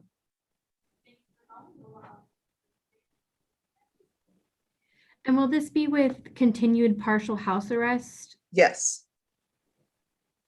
How will that work if he has to leave the location of the hotel? Oh, he just needs to pick up the phone and call GPS. Call, your pretrial services officer is Ryan Vasquez. And Miss Daly, I will put Ryan Vasquez's number in the chat box to you. So you will be able to get in touch with them, and they may even have an email address for you. Thank you, Your Honor. And then you can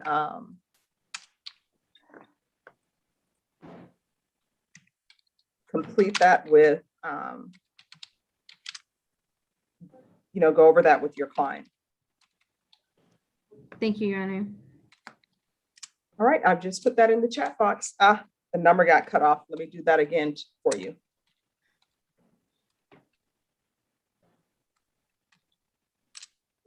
There you go. All right, if there is nothing else, then you both are excused. Thank you, Your Honor. You have a good day. All right, thank you. You too. If you have some extra patience in your pocket and you want to leave that behind for us, you're more than welcome to do that. Otherwise, you may take it with you. You can have all my patience for today, Your Honor. Okay, awesome. All right, you have a good day. All right, thank you. You too. You and your client are excused. Who are the parties on Emily Rowland? Thank you, Your Honor. I'm present, Your Honor, for Ms. Rowland. Alfredo Who's Ortiz. the prosecutor? Hunter Morris, Judge.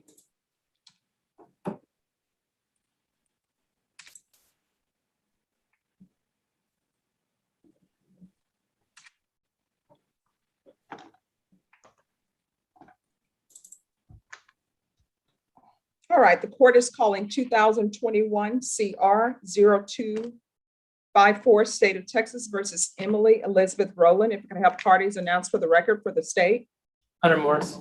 for the defense. Alfredo Ortiz for the defendant, Emily Elizabeth Rowland. Are you Emily Rowland? Yes, ma'am. We're proceeding by video because of the pandemic. Any objection from the state?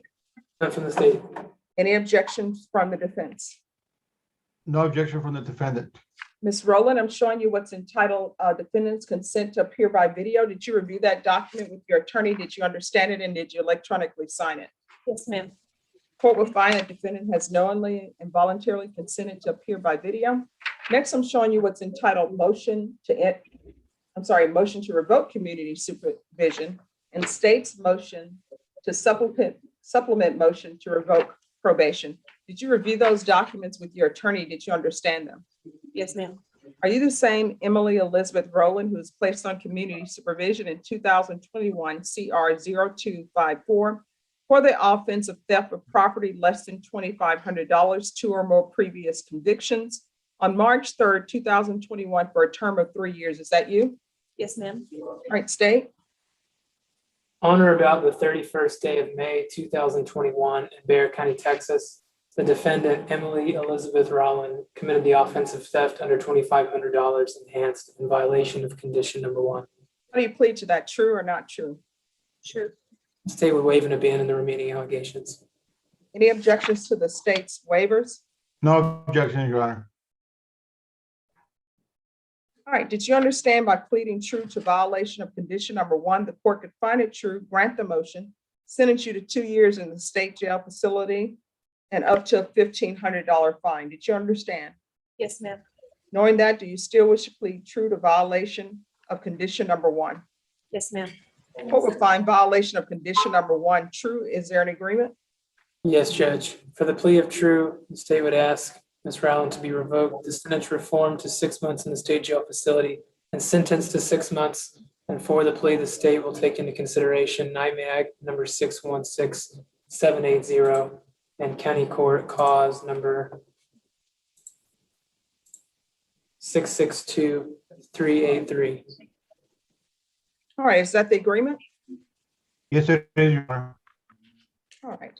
Ms. Rowland, are you asking for the court to follow that agreement? Yes, ma'am. Are you waiving your right to appeal? Yes, ma'am. All right, then the court will follow your plea bargain agreement. Just one moment, please.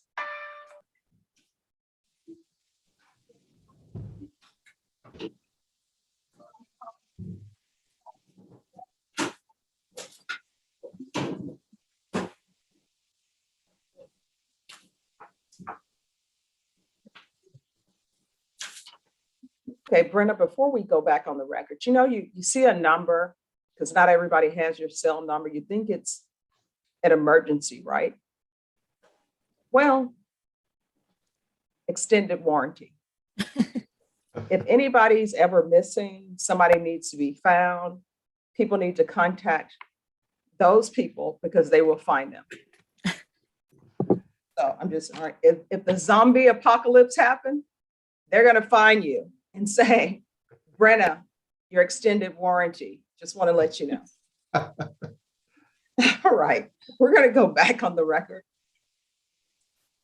The court, Ms. Rowland, you stated that you were waiving your right to appeal. Is that correct? Yes, ma'am. All right, the court will follow your agreement. Court, as previously stated, is finding violation of condition number 1 true. Court will grant the motion, sentence you to 6 months in the state jail facility, taking consideration night mag number 616780, county court number 662383, and give you credit for any time served. Is there anything else with regards to sentencing from either side? None from the state judge. Nothing for the defendant, Your Honor. Ms. Rowland, I'm showing you what's entitled Trial Court Certification of Defendant's Rights to Appeal. Did you review that document with your attorney? Did you understand it? And did you electronically sign it? Yes, ma'am. Right, because this is a plea bargain agreement, because I followed your plea bargain agreement, and because you waive your right to appeal, you do not have the court's permission to appeal. Do you understand? Yes, ma'am. All right, and because this is a felony conviction, you're not allowed to own or possess any weapons or ammunition. Do you understand? Yes, ma'am. All right, we can go off the record. All right, Ms. Rowland, here's the thing. You keep picking up theft cases. I keep telling you over and over, as I tell everyone, don't take what doesn't belong to you. And obviously, you're not good at it, right? Because you keep getting caught. So here are going to be your choices for you to make. And I want you to think about this while you're sitting at the state jail facility. Is this the way you want your life to go? I'm sure when you were in kindergarten or first grade, your thoughts were not, let me be a thief, right? Right. So I don't know if there's a drug issue with you, or if, in the words of the old movies I used to watch with my grandmother, you just have sticky fingers, but it's not working out for you. One day, if you continue on this path, you're going to wind up in prison, not at the state jail facility. And people are going to be asking, what are you here for? And you're going to say stealing. And prison life and the years that pass by, they tend to wear on you and they end up showing in your face. So if it's a drug problem, when you get out, there are plenty of free places for you to get help for drug addiction. If it's just a sticky finger problem, then you need to start asking yourself from here on out, every decision you make, you need to ask yourself, is this something I could probably go to prison before? Because you know you're going to end up getting caught because you continue to get caught.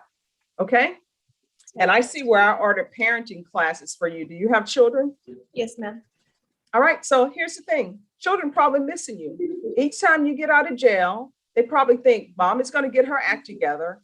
And let me just tell you, when you don't get your act together, children don't understand, and it breaks their heart, and they start learning not to trust anybody. You understand? All right. Good luck to you. Norman, can you let them know L20 can go back? And Mr. Ortiz, thank you for your patience. Thank you, Your Honor. All right. And if you want to leave some of that patience here, you're more than welcome to do so. You have a nice day. All right. Thank you.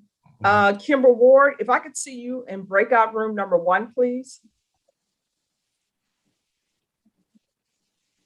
And Norma, if you can meet me in 1, and Robert Maurer, I'll be right back with you.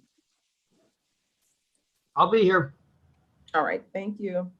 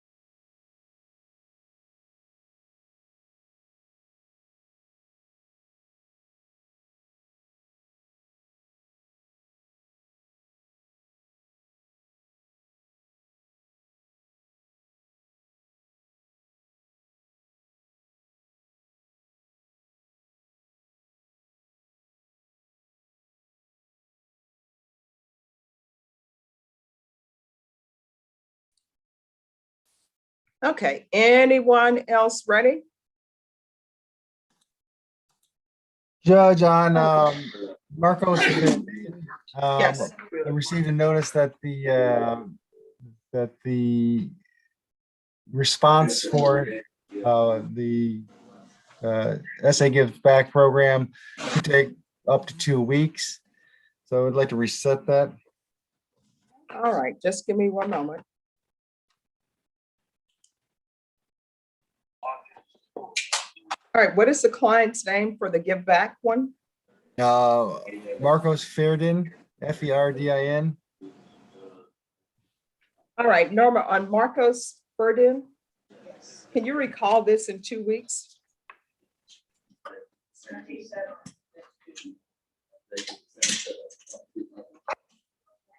We can come back on July the 7th or the 9th, Judge. All right, let's do July 9th, Okay. just to be on the safe side. And Mr. Nitz, if you can make sure that you contact or try to get in contact with SA Gives Back, please. Sure, and if there's a response, I think it's the court that is going to respond to the CLO here. And so when they respond, if we might be able to move it up. Okay. And then on Legigi? Waiting for paperwork. All right. Sean Dawes on John Pettis? Yes, Your Honor. I need a breakout room with the prosecutor on this. All right. It was To the Marcus. prosecutor, you have it listed as family violence. So is it Marcus? No, I'm sorry. Okay, yeah, it is family violence. It's the other one. I forgot. All right. All right. If you go to breakout room number 4 and it's somebody from family violence, either David or Joe Ray could go to number 4 David. on John Pettis. Judge, the system shows that we were set for him to hire an attorney today. Oh, I guess he's changed his mind on that. Wait, what happened? He was supposed to have hired an attorney, but I'm assuming he's Right. changed his mind on that. That's correct, Your Honor. Okay, so if somebody will go to the breakout room with Sean, and Sean, if you'll go to breakout room number 4, please. Thank you. All right, and Daniel Vela on Roma? Yes, Your Honor. We've conferred, I conferred.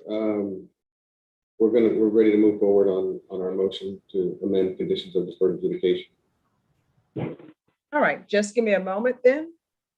I'm gonna take up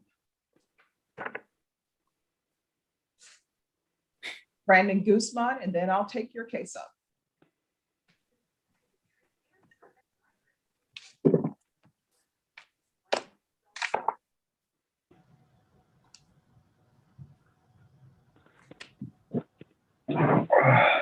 Okay, and before we go on the record state, I'm assuming on Brandon Guzman, the cases that you filed a motion for continuance in are 2019 CR 10921, which is the murder, and 2019. I'm sorry, Judge, go ahead. Yes, no, and that's the case that you filed a motion for continuance in, correct? Yes, it occurred to me that I should have filed it in quintuplicate for all causes once I got upstairs and remembered and then said, gosh darn it, so. Well, here's my Yes. question. Defense, are you going to have any objections to oral motions with regards to the motion? No, Judge, no. Okay. I'm not. All right, court is calling. Brenda, are you ready? Let me do this. I'm ready. Okay.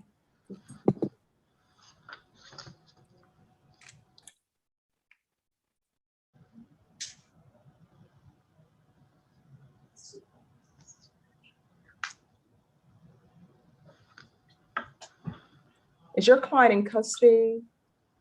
Yes, ma'am. He's there. All right, He's holding his hand up. All right. Court is calling 2019 CR 10921, 2019 CR 10922, 2019 CR 11945, 2019 CR 11420, 2019 CR 11419, and 2019 CR 11418. Do I have parties announced for the record for the state, Nisbet. for the defense? Robert Mauer, Your Honor. And are you Mr. Guzman? Yes, ma'am. We're proceeding by video because of the pandemic. Any objections from the state? No. Any objections from the defense? No, Your Honor. Mr. Guzman, do you have any objection with this hearing proceeding by video? No, ma'am. The state has filed a motion for continuance in cause number 2000. Oh, just one second. I'm like, why is everybody sharing their screen? All right. State has filed a motion for continuance in 2019 CR 10921. Any objections, because the state did not file a motion for continuance in the other cases? Any objections to this motion for continuance being for all of the cases, defense? No, Your Honor, I have no objections at all. All right. So defense, have you received a copy of the state's motion for continuance? I have, Your Honor. All right. Are you ready to proceed on the motion for continuance, defense? Yes, ma'am. All right, state, the court will hear your motion.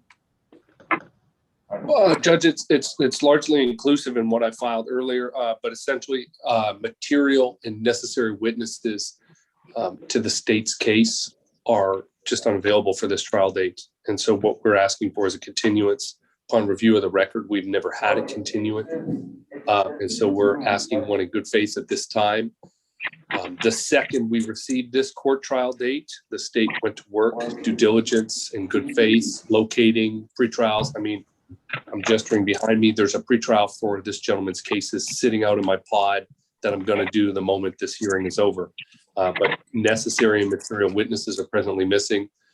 And due to strange force majeure circumstances of COVID-19, with courts opening up and trials just now beginning, we're not presently ready for this court setting, and the state feels we are entitled to continuance. All right, defense. Judge, I have no response. I've reviewed their motion for continuance. My client's concern, of course, is the fact he's been in jail for such a long period of time. But I'll let the court make a decision that the court feels is appropriate.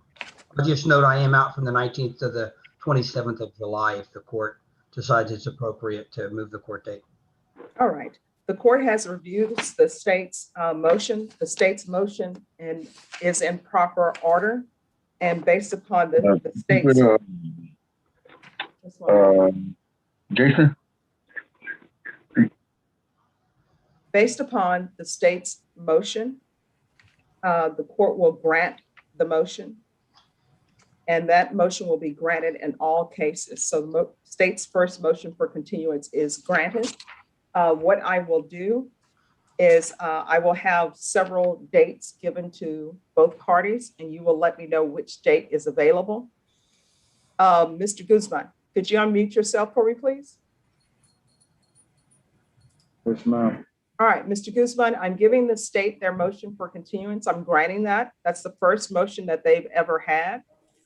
There are valid reasons for their motions for continuance based upon what I've read. I want you to understand that you are entitled to a fair trial and the state is entitled to a fair trial. Do you understand? Yes, ma'am. But what about a motion for the speedy trial? All right, we are giving you a trial as quickly as possible. All right. Ms. Ferguson, can you give us dates, please? Yes, ma'am. Give me 1 second. Judge, let me grab my calendar, okay? Thank you. Can we do this, Judge? Because I'm trying to do too many things at the same time here. Can we decide on this date when I don't have so many things whizzing around? Because I need to look at when several other murders are set and then make an intelligent decision. I think part of the reason we're in this continuous issue right now is because they just say, okay, just set it, you know, and we'll figure it out from there. And I think I need to make an intelligent decision based on the spacing of prior murders on when I think this is going to end up, because I'm guessing it's going to be either September, October. So can we, do you want to just decide on the date right now, or can we do that at some other time this week? All That's right. fine with me, Judge. If y'all want to send me proposed dates, and Tom and I can look at our calendars and see what's gonna work for both of us. It's not gonna be. I'll do that. Okay, well, let's do this. Norma and State and Defense, are you able to come back on Friday? State, will you have dates by Friday? I can do it by Friday, Judge. Mr. Mauer, are you available on Friday? I am for you, Judge. Oh, thank you. All right, so let's do this. Off docket, if State and Defense, you all will give us some sort of idea, contact Norma. And Norma, could you do me a favor? Could you email to the State and Defense dates that are available? That's perfect. And then we will come back on Friday, June 18th. Yes, ma'am. And at that time, Mr. Guzman will have a trial date for you at that time. All right, can I speak to my attorney after this? Yes, just give me a moment, please.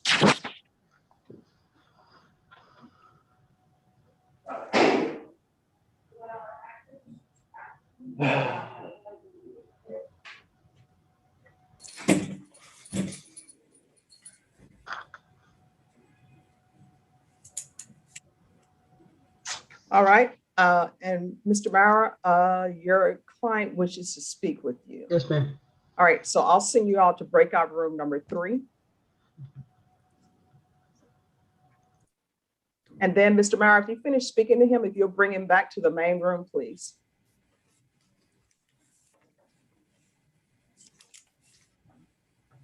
And everyone, just give me a moment.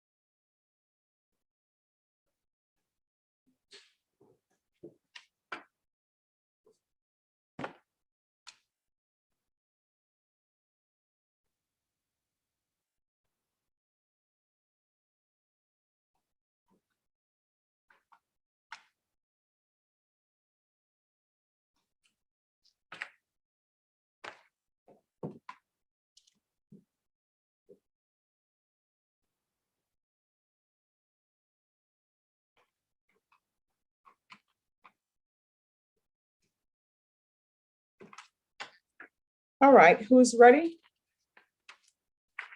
Sean Dawes, Mr. Perez, what is happening? You're on mute. I'm sorry. Well, first, Mr. Purse wants to keep me on. He can't afford to retain an attorney. Secondly, we do have another offer from the state. I want to confer privately with my client. And so I guess for now, we'll just be, reset, and then we'll still confer. And if we need to prepare for trial, prepare for trial. Norma? Recall Mr. Perez. Are you able to recall him for June 25th? Okay, that's perfect. Oh, I'm sorry, Judge, that's Rusty Duncan. Can you do it for the week, 4th of July, anytime after the 5th and after? How about June 21st? Okay, that's perfect. That's a Monday. All right, Norma, are you able to recall this for June 21st? Yes, ma'am. All right, Mr. Perez, that is the last plea deadline date the court will give. The court is only giving this an extension of the plea deadline date because the state has made a new offer. What's the new offer, Your Honor? Your attorney will give that to you. Mr. Dawes, I'm going to send you to a breakout room with Mr. Perez. Thank you, Your Honor. Thank you. Thank you. All right, Mr. Perez, if you'll go to breakout room number 13, and Sean Dawes, if you go to 13. Thank you, Your Honor. Thanks. Judge, this is Luis Martinez. All right, just give me a moment. Yes, ma'am.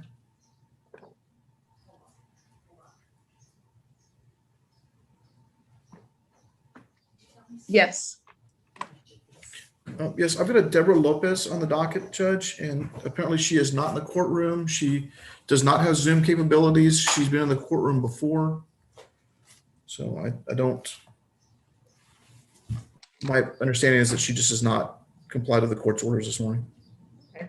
All right. Is there a prosecutor available? Yes, Your Honor. All right, the court is calling 2021 CR 0247, State of Texas versus Deborah Ann Lopez. Could I have parties announced for the record, please, for the state? Meredith McIntyre for the state. For the defense? Luis Martinez on behalf of Ms. Lopez. All right, we're proceeding by video because of the pandemic. Any objections from the state? No, Your Honor. Any objections from the defense? No, Your Honor. All right, this hearing was scheduled at 9 a.m. It is now 11:18 a.m. Deputy Laura or Deputy Mejia, has there been a Deborah Ann Lopez in the courtroom? No, Your Honor, she has not. And for the record, she has not been on the Zoom screen. Defense, have you had any contact with your client? Judge, I've had contact with her. I have not had any contact with her since the last court date. She was in person at the last court date. She does not have Zoom capabilities. She has been going into court. She did sign a form last time we were there. So I know that she knows how to find the courthouse. We do have some contact information for her. We've tried that and did not get a response. All right, and for the record, the case setting form that the defendant signed does have that she is to appear in court. All right, state. They'd ask this court to forfeit her bond and issue a warrant. All right, that'll be granted, and I'll remand her without bond. Mr. Martinez, if you are able to get in touch with your client and she presents herself, of course, the court will reconsider. Yes, Judge, thank you. I'll try that. All right, thank you. You're excused. Norma, can you let them know that L5 can go back? Christopher Castro. Yes, Judge. I'm still in the breakout room 16. I was wondering if the state will get to me or they just Okay, forgot. who's your client? It's Richard Ovalle. I'm still logged in the breakout room. I just thought I'd use another computer to check in. Okay, thank you. All right, could someone speak with Christopher Castro in breakout room number 16? It's a motion to withdraw on Richard Ovalle. And is your client present? No, Your Honor. Okay. Just give me, and were you hired? Yes, Your Honor. Our office was hired. Part of the motion is we've lost contact with the client. Okay, is there a prosecutor available? Yes, Judge Hunter. All right, the court is calling NIMAG number 599177, State of Texas versus Richard Ovalle. Could I have parties announced for the record for the state? Hunter Morris. For the defense? Christopher Castro for the defense. All right, we're proceeding by video because of the pandemic. Any objections from the state or the defense? None from the state. Defense, any objection? No, Your Honor. All right, the defense has filed a motion to withdraw as attorney of record because they've had no contact with their client. Any objections from the state? None, Judge. All right, that motion will be granted. You are excused. Thank you, Thank Judge. you for your patience. All right, Daniel Vela, Yes, Your Honor. and that is on Gerardo Romo, is that correct? That's correct, Your Honor. All right, who's available on this? I'm available.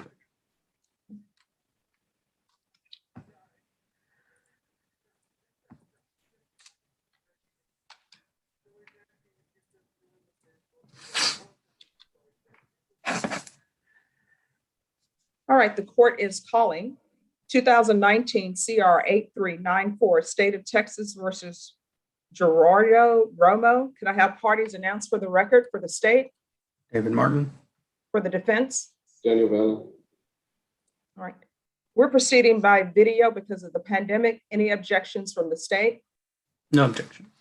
Any objections from the defense? No, Your Honor. Okay, off the record for a moment, Brenna. State, you're receiving paperwork on Mr. Nitz's client.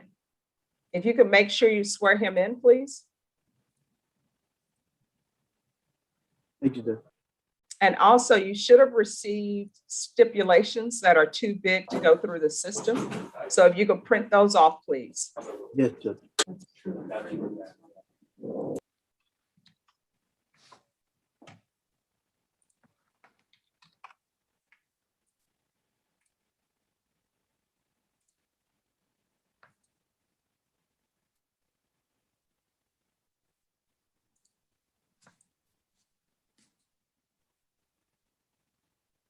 And there should have been documents on Mr. Freeman from Frankie Sandoval.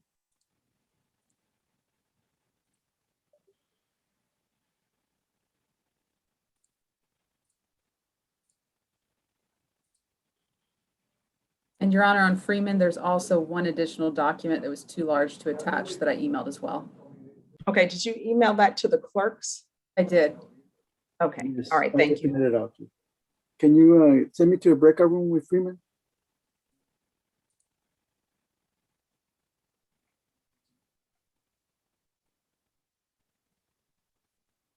All right, you're going to number 12. Thank you, Judge. All right, sorry about that, everyone. We're back on the record. Are you Gerardo Romo? Yes. Okay, are you okay to proceed by video? Yes, ma'am. All right, the court is in receipt of the defendant's motion to amend conditions of deferred adjudication. State, have you had a chance to review the defense's motion? Yes. Are you ready to proceed? We're ready to proceed on the motion with argument. If there's any testimony that's required, we were notified this morning that probation, or I guess the probation officer supervising Mr. Romo and that probation officer supervisor are both out today and unavailable. Okay. Then here's my question.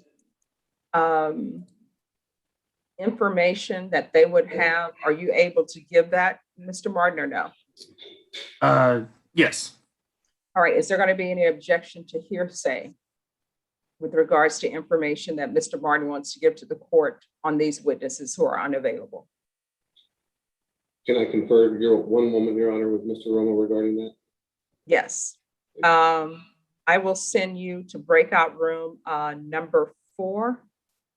Oh, Your Honor, I don't need to confer with the state. I just need to tell my client. Oh, sure. Yes. I'm just going to put you on mute and turn off the camera briefly. Okay.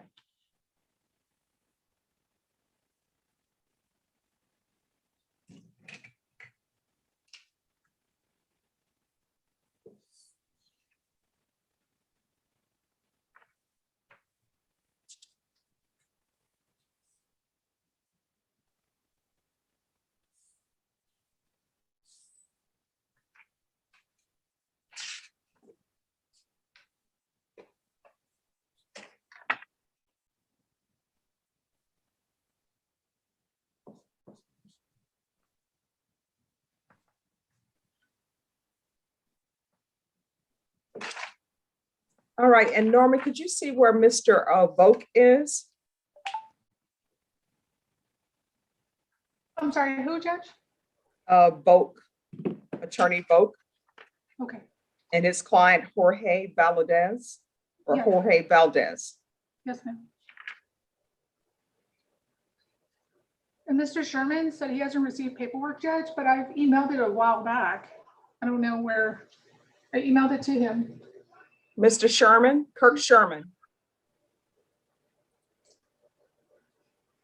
Unless I got his email wrong, but I.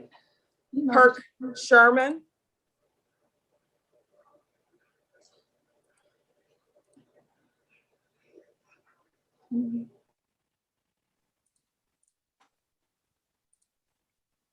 Unmute. Here, talk. Yes, ma'am. I apologize for having trouble with the computer. Do you have the email that Norma Ferguson sent? Yes, we just got it. We just got it. I heard her say that. All right, so if you'll go back to the breakout room with your client, Yes, ma'am. he's in breakout room number 2, and you're assigned to 2. Thank you for your help. All right, thank you.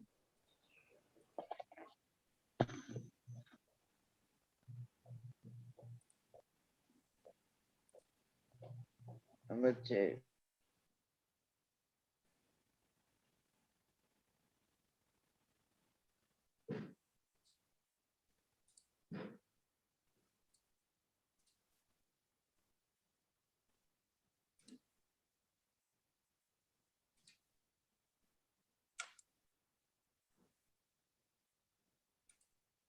Breakout room. Breakout room 2. Yes. Yes, Mr. Baylor? Oh, shoot. Am I Can you hear me now, Your Honor? I've lowered my volume. Okay. I'm yes. sorry. Yes, we are not going to object. We're going to go forward with the hearing as it stands, Your Honor. We also have witnesses that we wanted to present, but if we're not going to object to the state's not having their probation. Okay, so is it just going to be argument for both sides? At this point, yes, Your Honor. All right, well, defense, it's your motion. The court will hear argument. Thank you, Your Honor. Basically, Your Honor, everything I put in the motion is what I wanted to present to the court. There is a 9-year-old child that is and has been Mr. Romo's child since birth, and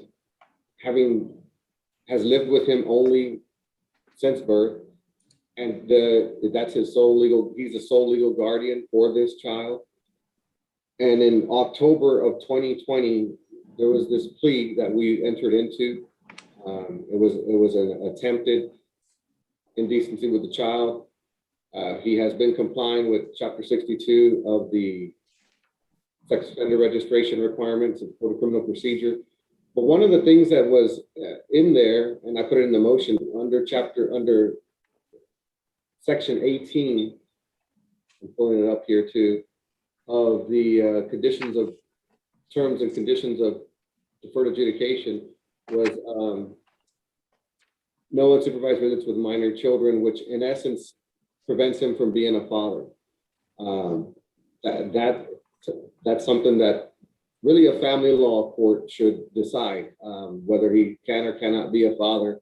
At the time of the hearing, at the time of the incident, which was in September of 2018, the court didn't take judicial notice of the time of the incident. There was a CPS investigation. They allowed this child to stay with him. He stayed with him for over 2 years while this case was pending.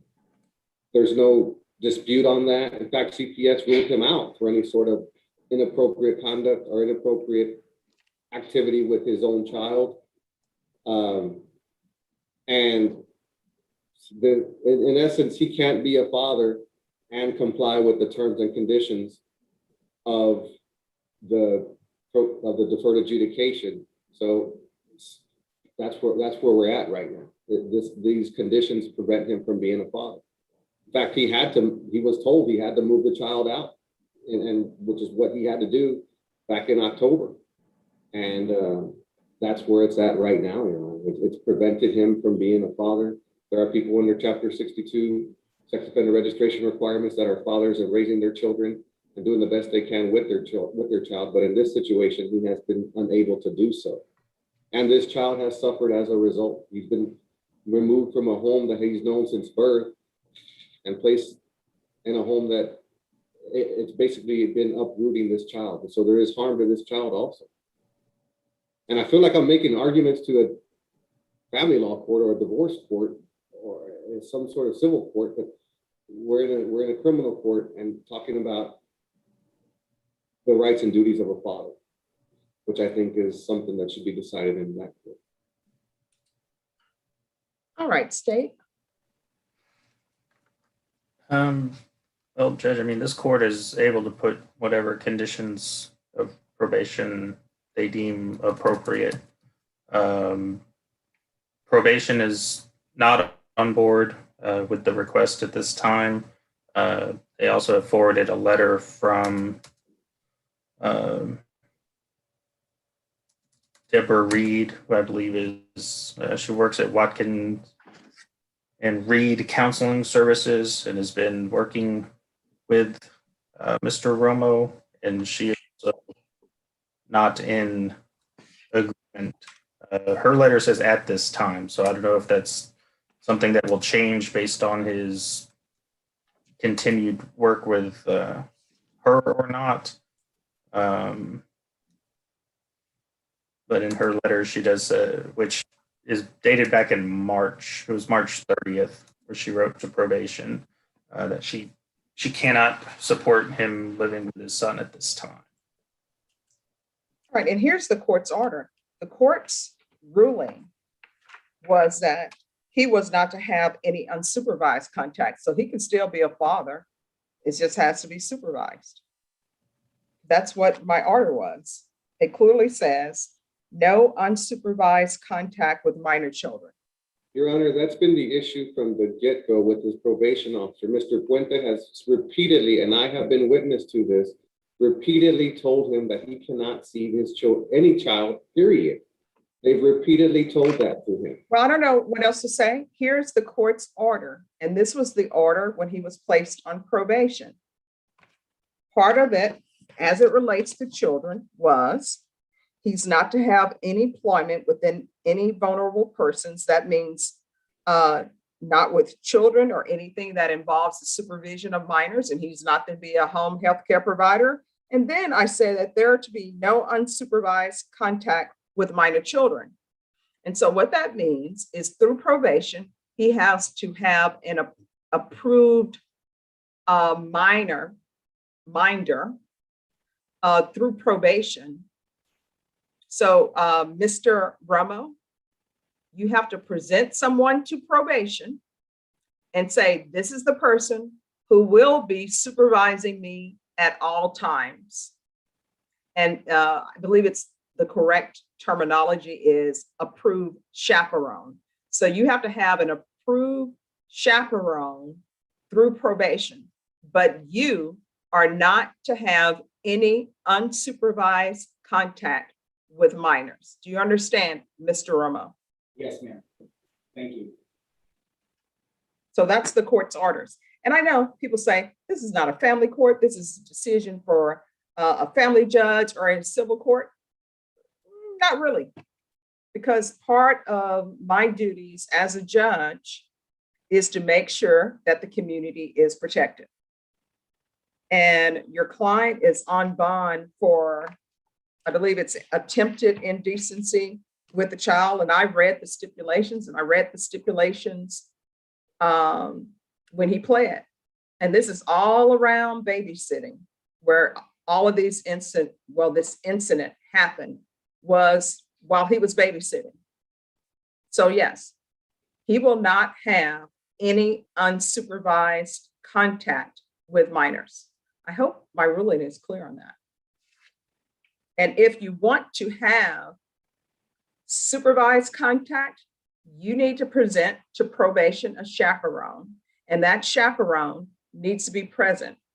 If something happens and you have unsupervised contact, then probation is probably going to file a motion to revoke.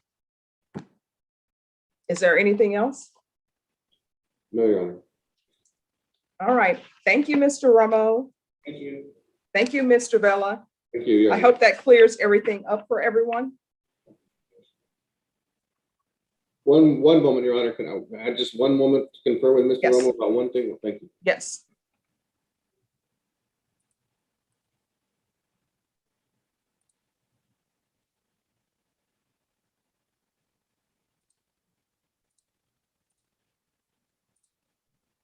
And there should be paperwork coming through on Mr. Ponce. And Mr. Lidgy. Yes, I sent that paperwork to them, so they should have that. And I just want to make sure that Mr. Fearden is free to go and that he's been recognized. I don't know if they recognized him, that he was here. Yes, Mr. Burdine is free to go. And Ms. Reyes, can you check your messages, please? I already responded. Oh, sorry. Thank you on Jorge Valdez. Thank you, Hunter.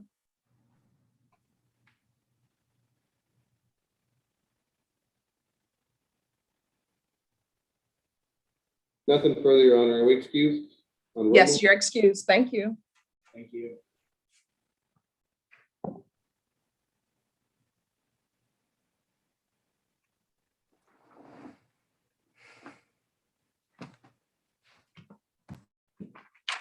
All right, so all we have left is Lidgy. Brenna, I don't know what we're gonna do. I'm gonna have to install my own AC in the offices. It's hot back there? Oh, it's hot. It's put my finger in the air. There's no wind except from the fan that I just turned on. I'd say it's about 90 degrees. Oh, no.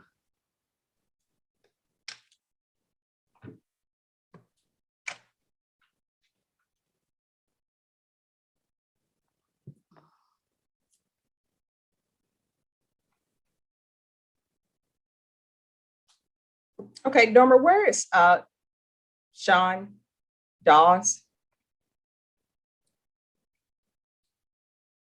Could you have him come back in, please? Yes, sir. Thank you.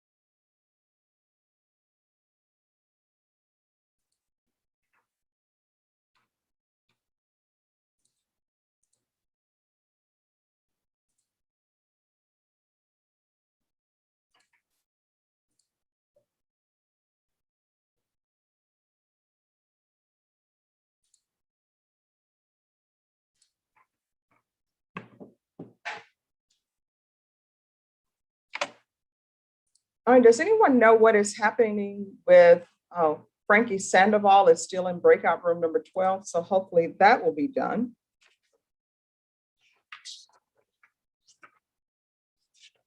I show all the paperwork's been signed. Okay, all right, thank you. And then if we finish this, we'll only have one thing to come back in the afternoon and state that's with a pro tem.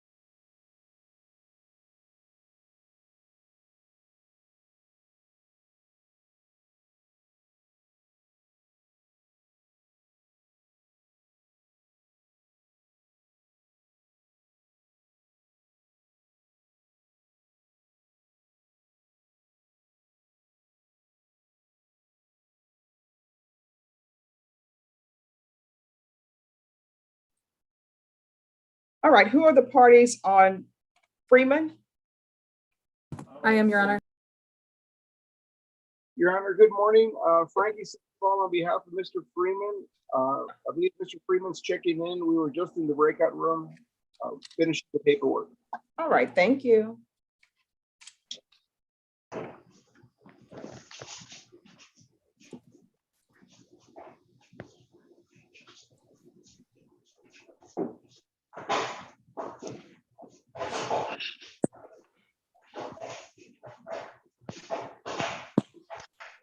All right, the court is calling 2020 CR 10704, State of Texas versus James Marcus Freeman.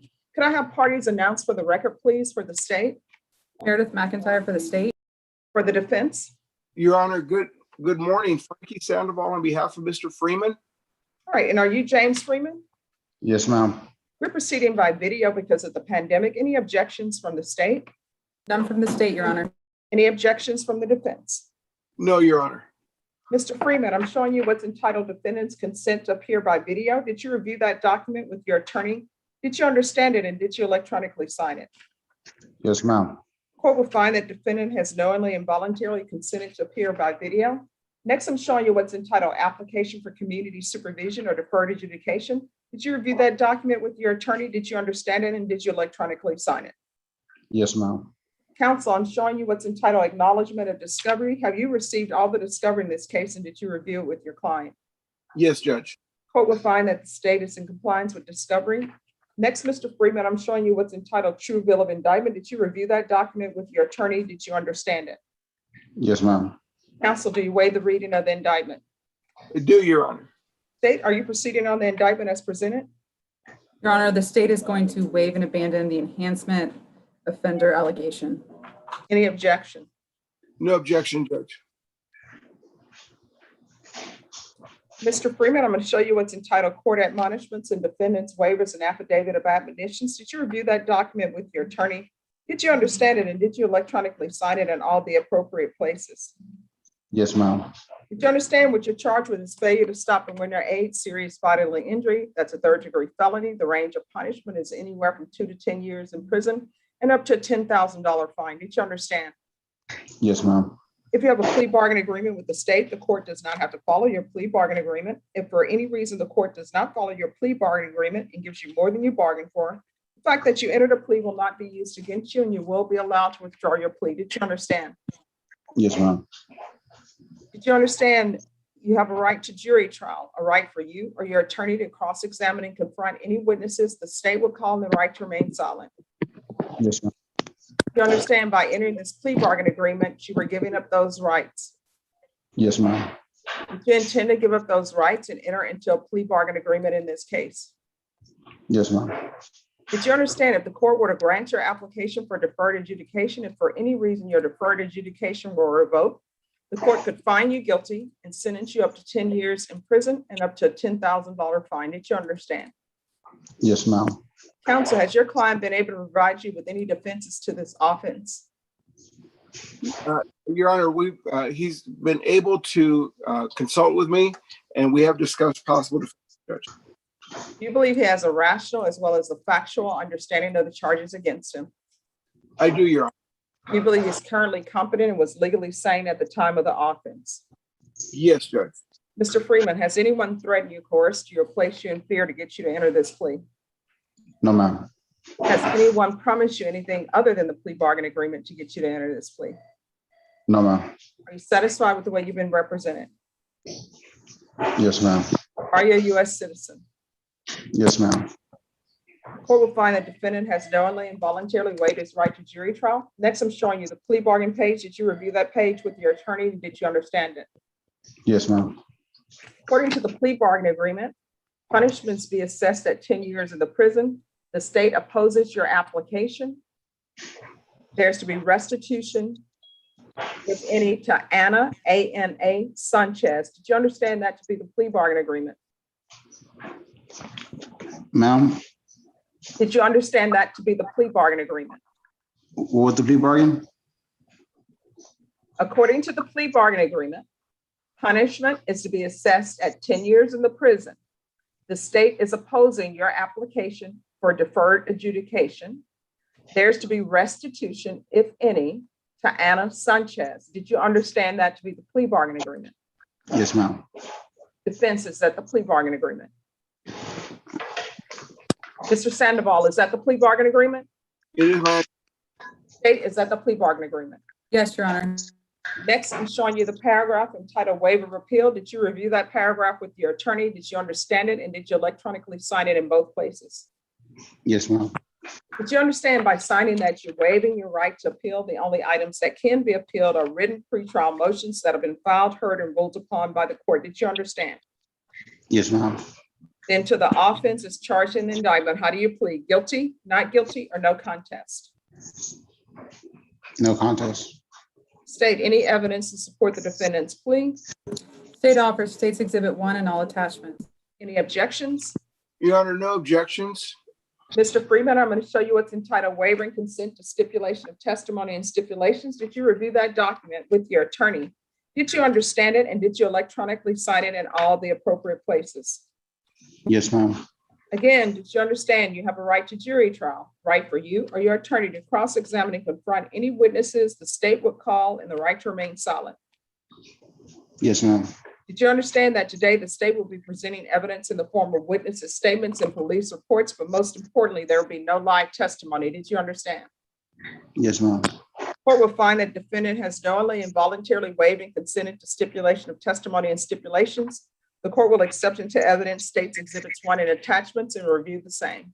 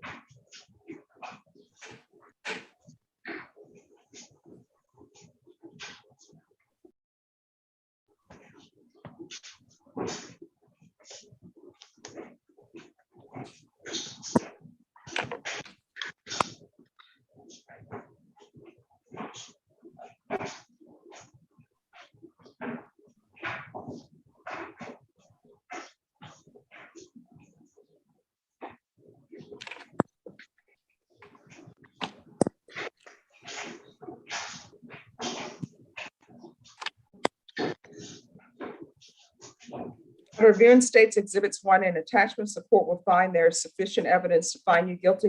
However, the court will defer finding of guilt as you've applied for deferred adjudication. Is there going to be a request for a TAP evaluation, Mr. Sandoval, or anything outside the ordinary? Your Honor, we will be requesting one. Ms. McIntyre, on behalf of the state, would like one. I don't see anything too out of the ordinary. The only evidence we're present, Judge, is on Mr. Health condition.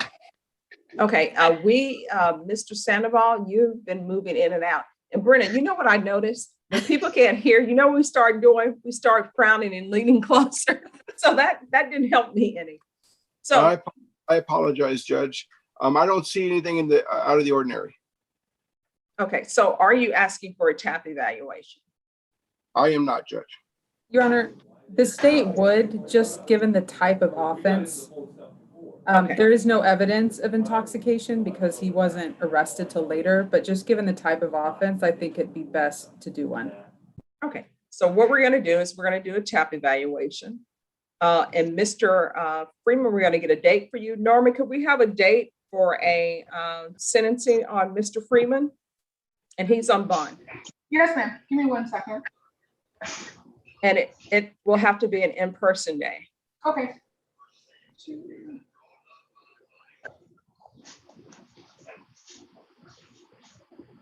That's gonna put us into August the 4th. All right, Mr. Freeman, Yes, ma'am. you're gonna need to present yourself in the 187th District Court on August 4th at 9 a.m. It's 300 De La Rosa. It's on the 4th floor. So what time do you need to be here? 9 o'clock, What date? August 4th. And it's gonna be in person, correct? Yes, ma'am. All right, I'm going to send you to a breakout room, you and your attorney with probation, so they can give you instructions. Mr. Freeman, at that time, I will receive a report from probation. Based upon that report and any other evidence that's presented to me, I will make a decision on your application. Do you understand? Yes, ma'am. All right, I'm going to send you all to breakout room number 3 and probation, if you can meet them in 3, please. Thank you. Yes, ma'am. You're welcome. Thank you, Judge. Thank you. All right, who are the parties on Ponce? Judge, I sent you a chat. And this is Kirk Sherman, Mr. Ponce. Yes. Yes, Brennan, let me chat you real quickly. Judge, can you put me in a breakout room with 14E? James, I don't pronounce his last name. No, that's misspelled. All right, James, number 14E. If you go to breakout room number 14, please, and Mr. Nitz, if you'll go to 14. To the clerk, if you'll go to 14. Thank you, Judge. You're welcome. All right, who are the parties on Ponce? Kirk Sherman. Okay. No, is it Joray? Yes, Judge, Prince State. Brenna, I know I misspelled that, but you know. I got it, Judge. All right. The court is calling 2018 CR 5084 State of Texas versus Emmanuel Ponce. Could I have parties announced for the record, please, for the state? Joey Garcia for the state. For the defense? Kirk Sherman for Mr. Ponce. All right, Mr. Ponce, if you could unmute yourself, please.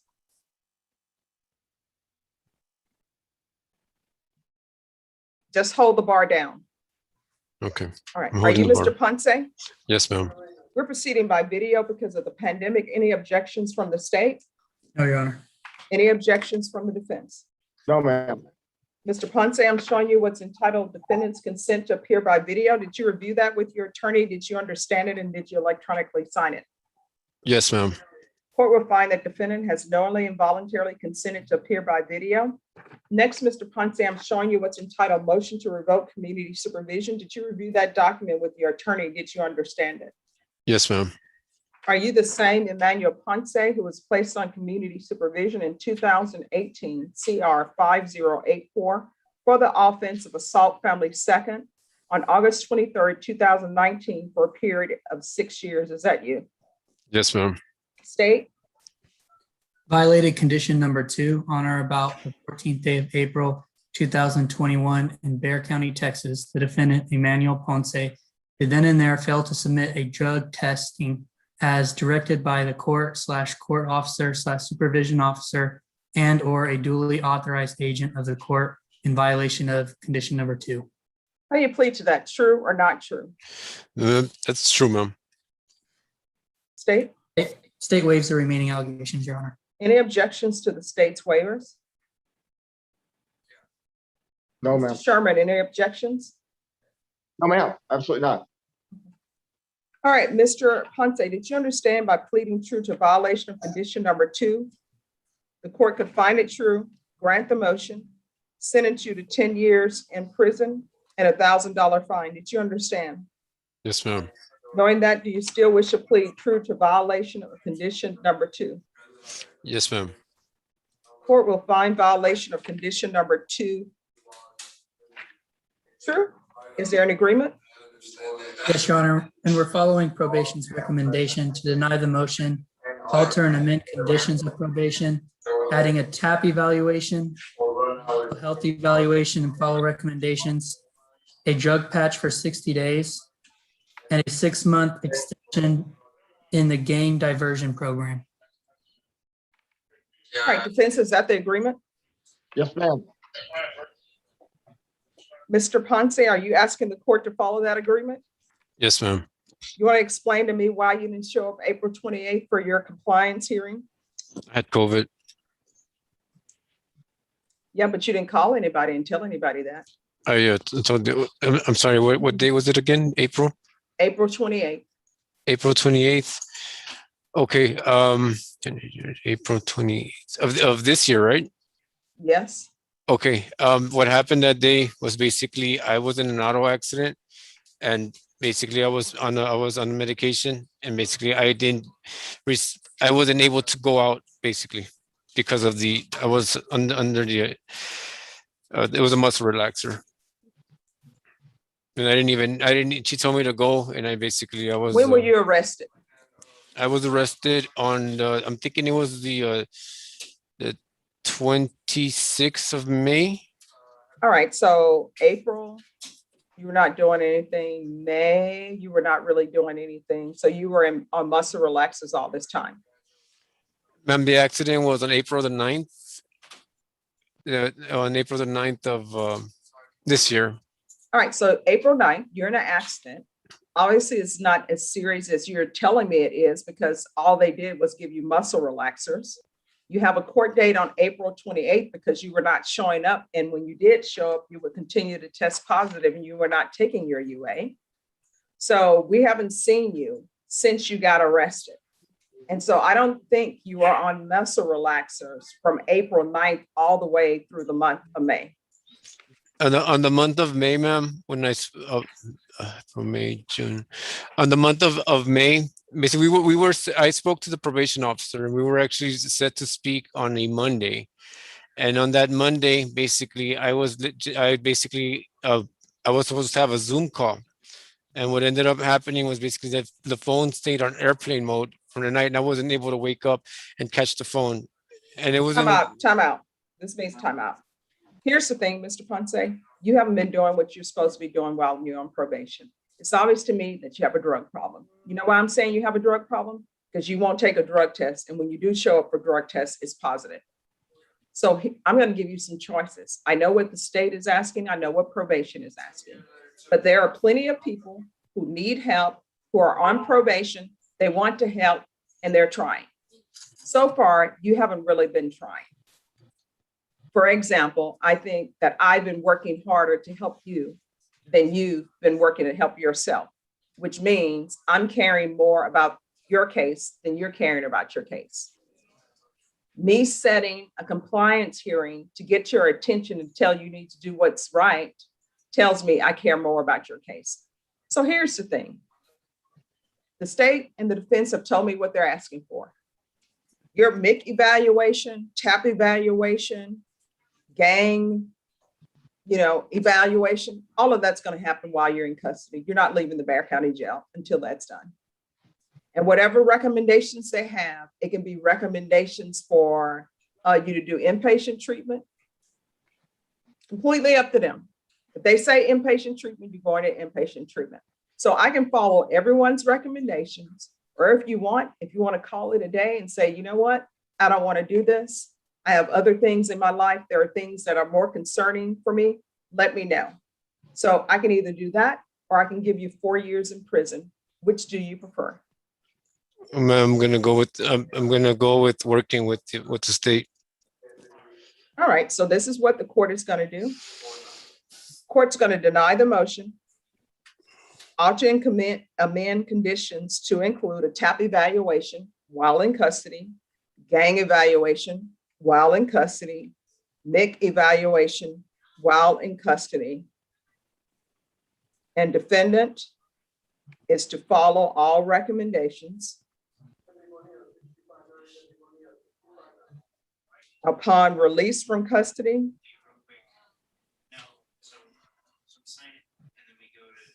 defendant is to report weekly by Zoom or in person until further notice.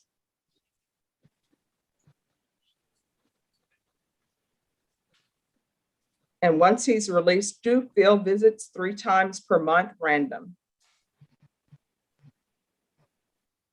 All right, is there anything else from either side? Not from state. Nothing from the defense, Your Honor. Mr. Ponce, from now on, everything you do in your life while you're on probation out of this court, you need to ask yourself, am I doing something that may result in me going to prison for 10 years? Do you understand? Yes, ma'am. I'm going to send you to a breakout room. Probation will meet you there shortly. I have another case to call. Mr. Sherman, if you'll go in the breakout room with your client and wait there, please. Mr. Ponce, I'm going to send you to breakout room number 3. And Mr. Sherman, I'm going to send you to number 3. Thank you, Your Honor. You're welcome. Who are the parties on James Ledigi? That's Jason Nitz. Hunter Morris, Judge. All right, thank you. Jason is for James Lidgy.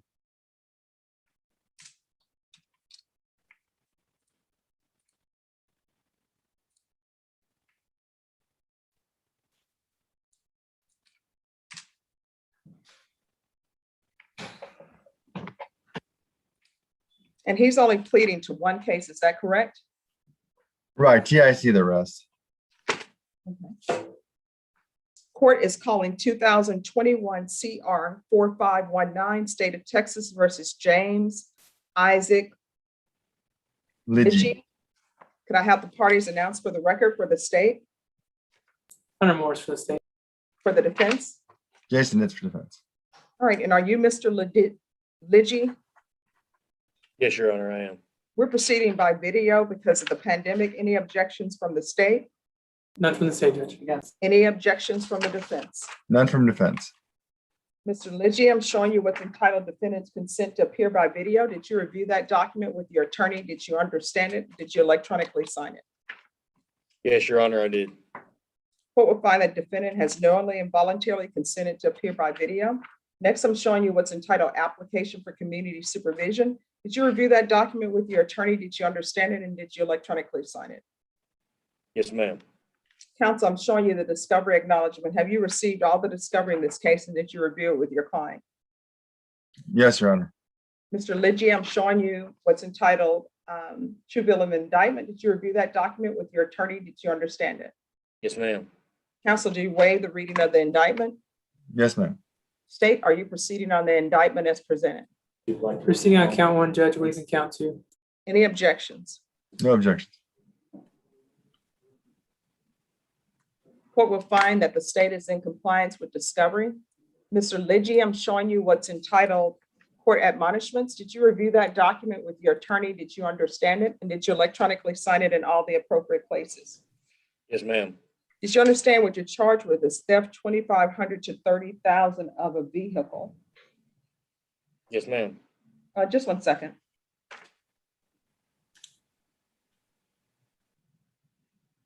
Okay. Did you understand that that's a state jail felony? The range of punishment is anywhere from 180 days to 2 years in the state jail facility and up to $10,000 fine. Did you understand? Yes, ma'am. All right, Mr. Lidgy, you're in the room with other people. I'm not a medical doctor, but I don't think that math works that way. All right, did you understand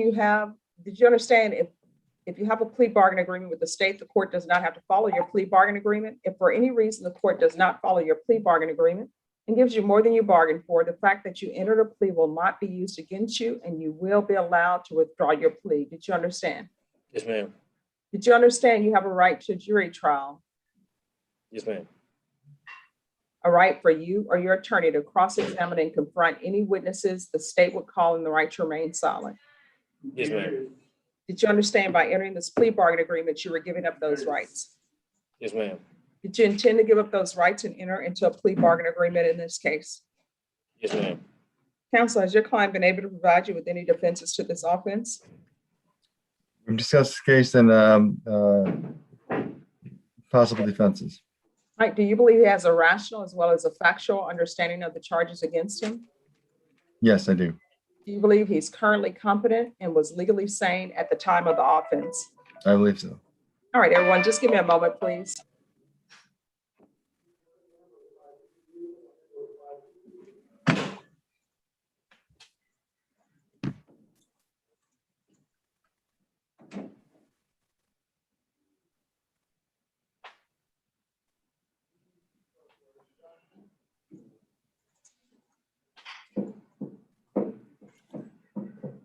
What's going on, sir?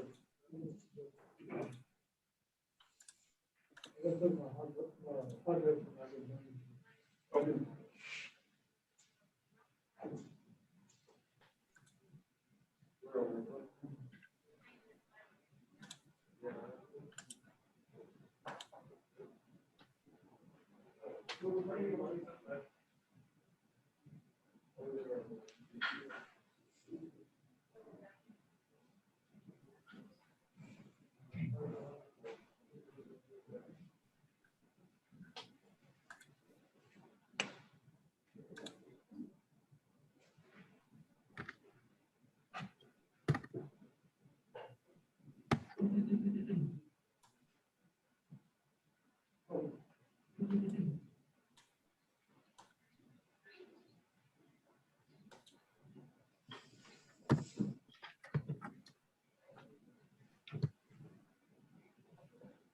All right, we're back on the record.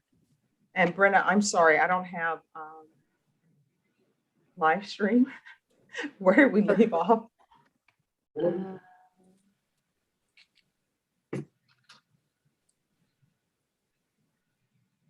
You were asking the defense attorney if. Okay. Yeah. All right, thank you. Mr. Netz, do you believe your client has a rational as well as a factual understanding of the charges against him? I do. Do you believe he's currently competent, was legally sane at the time of the offense? Yes, Your Honor. Mr. Lidgy, has anyone threatened you, coerced you, or placed you in fear to get you to enter this plea? No, ma'am. Has anyone promised you anything other than the plea bargain agreement to get you to enter this plea? No, ma'am. Are you satisfied with the way you've been represented? Yes, ma'am. Are you a U.S. citizen? Yes, ma'am. Court will find that defendant has knowingly and voluntarily waived his right to jury trial. Next, I'm showing you the plea bargain page. Did you review that page with your attorney and did you understand it? Yes, ma'am. According to the plea bargain agreement, punishment is to be assessed at 2 years in the state jail facility. There's a $1,500 fine. State recommends community supervision. State will take in consideration 2021 CR 3939, County Court Cause number 655137. Restitution, if any, to Skylar, SKYLAR, Dehan, DEHAAN, and restitution, if any, to George Turner in 2021 CR 3939. Did you understand that to be the plea bargain agreement, Mr. Legend? Yes, ma'am. And State, one is thing that in the plea regards to bargain? that, Your Honor, Yes. the state has agreed to probate the amount of the restitution. That's correct, right? No, I mean probate the fine. That's what you mean, correct? No, probate the fine in the amount of whatever the restitution is. 144. Is that the agreement? Yes, State? Judge, depending on the restitution, state is agreed to probating the fine. All right. Then did you understand that to be the plea bargain agreement, Mr. Lidgy? Yes, ma'am. Defense, is that the plea bargain agreement? Yes, Your Honor. State, is that the plea bargain agreement? Yes, Judge. Next, I'm showing you the paragraph entitled waiver of appeal. Did you review that paragraph with your attorney? Did you understand it and did you electronically sign it in both places? Yes, ma'am. Did you understand by signing that you're waiving your right to appeal? The only items to be appealed are written pretrial motions that have been filed, heard, and ruled upon by the court. Did you understand? Oh, okay. Yes, ma'am. Thank you. Counselor, have there been any such motions? No, Your Honor. Next, I'm showing you outside the plea bargain agreement, the state is requesting that your community supervision be for a term of 4 years, TAP evaluation, 120 hours of community service restitution, no contact with Skylar Dehan or George Turner, theft level 2 class, and MRT. Did you understand those are recommendations from the state and the court does not have to follow those recommendations? Yes, ma'am. Then to the offense is charged in count 1. How do you plead? Guilty, not guilty, or no contest? No contest. State any evidence to support the defendant's plea? It offers states one of the attachments, Judge. Any No objection? objection. Mr. Lidgy, I'm showing you what's entitled waiver and consent to stipulation of testimony and stipulations. Did you review those documents with your attorney? Did you understand them and did you electronically sign them in all the appropriate places? Yes, Your Honor, I did. Did you understand that today the state will be presenting evidence in the form of witnesses' statements and police reports, but most importantly, there will be no live testimony? Did you understand? Yes, Your Honor. Court will find that defendant has knowingly and voluntarily waived and consented to stipulation of testimony and stipulations. The court will accept into evidence states exhibits 1 and attachments and review the same.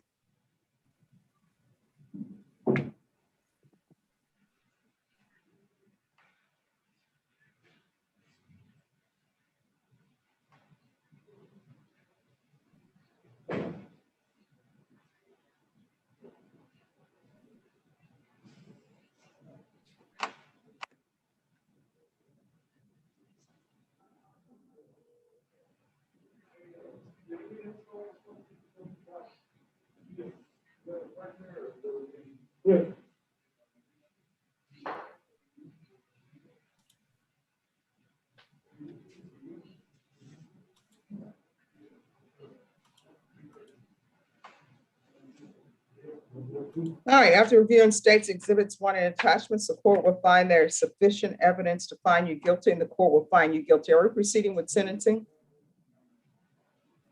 Yes, Your Honor. Anything you wish to say on behalf of your client? Judge, my client is he's looking forward to getting out and getting his life back on track, getting the therapy he needs, and we ask that you follow the agreement. All right, Mr. Lidgy, why do you keep stealing? Ma'am, I was on the streets and A lot of people on the streets, but they don't steal. yes, ma'am, I was on the streets and I was making poor decisions to try to cut corners and take the easy way out. Well, according to what I'm reading in the police report, this isn't the first time you were stealing bikes from everybody. Like there's another person who said they saw you steal another bike, so another motorcycle. So, I mean, everybody comes here with like they're a 2-year-old. I'm making poor decisions, but no, you're stealing motorcycles. So is there like a drug problem here? Like, why are you stealing? Why are you taking things that do not belong to you that other people have worked hard for? I'm looking at the photo in here, and in the photo in here, that ignition is not going to work again. Do you have any idea how much it would cost to get another ignition because somebody decided to take a screwdriver or whatever you took to steal something that did not belong to you? Do you have any idea how much that costs? Which motorcycle is that? See, that's what I'm talking about. So you're not making bad decisions. You're just a thief. I mean, that's your occupation. Your occupation is stealing. I'm trying to figure out, why are you stealing? It's not bad decisions. It's your occupation. So do you have another job or you just thief? At the moment, I do not have other employment, no. I'm sorry, what? So at the moment, I do not have other employment, no. All right. So this is not the first motorcycle you've stolen. You just told me that by saying, which motorcycle is that? Which means you've done this before. Trying to see which motorcycle it is because So why, how old are you? I don't know which one that was. How old are you? 27. So why don't you have employment?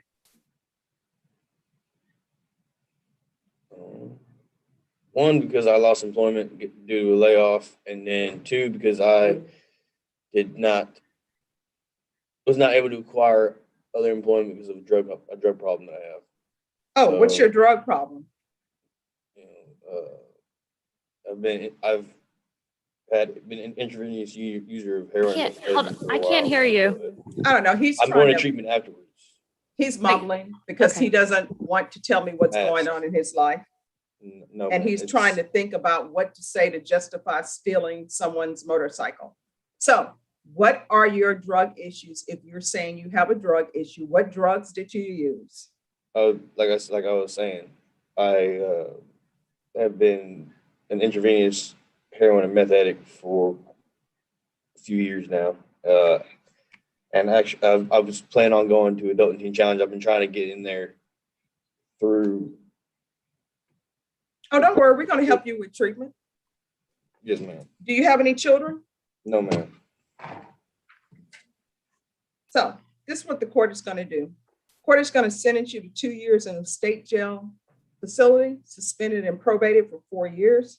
Take in consideration 2021 CR 3939, County Court Cause number 655137, restitution, if any, to Skylar, Jahan, and George Turner, and 2021 CR 3939, 120 hours of community service restitution.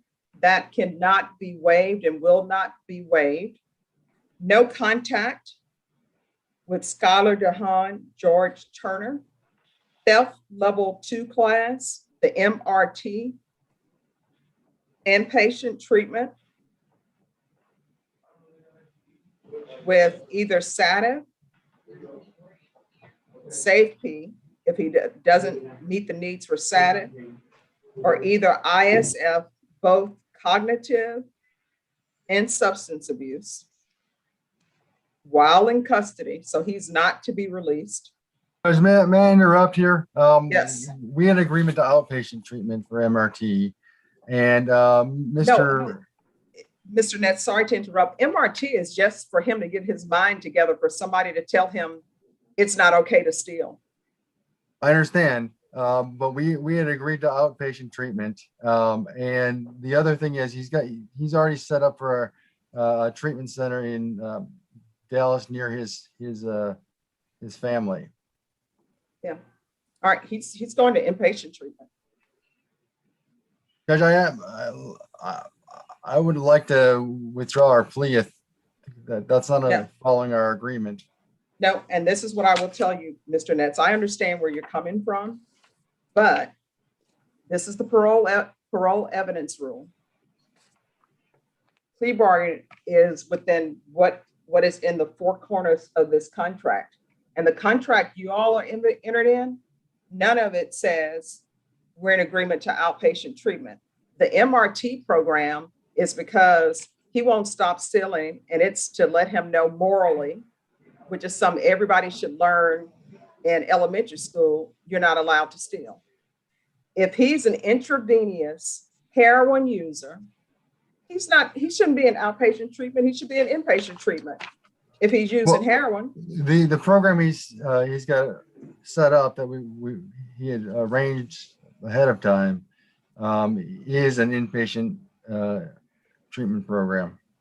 Yeah, I don't know anything about that program. For now, he's going to go either to, if you want to bring me some information on that inpatient treatment program, maybe I'll reconsider. I can send it to court right now. All right, I'll keep an open mind. But for now, he's doing inpatient treatment. Either it's going to be SATA, SafeP, ISF, cognitive and substance abuse. See which one he is eligible for it. So it'll be one of those while in custody. Upon release, he's going to report weekly by Zoom until further notice. If he's not able to Zoom, then he will report in person until further notice. I'm going to want field visits 3 times per month. Are you going to be asking that his probation be transferred, Mr. Nitz? Yes, Your Honor. And let me forward this to the court right now. This program that he was accepted into. And where would the transfer be, Mr. Nitz? Outside of Dallas. Outside of Houston, Magnolia, north side of Houston. What county is this? Montgomery County. Transferred to Montgomery County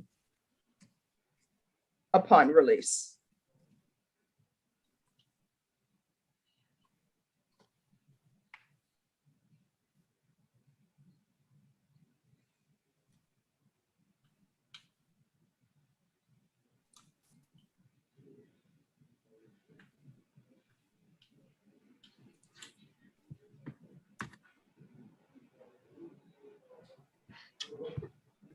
Okay, off the record, Brenna, while you forward that to me, Mr. Dawes, did you have a chance to speak with your client, Mr. Perez?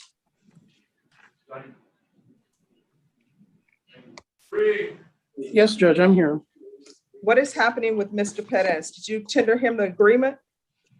Yes, we discussed the offer and he wants to go over the videos and all that.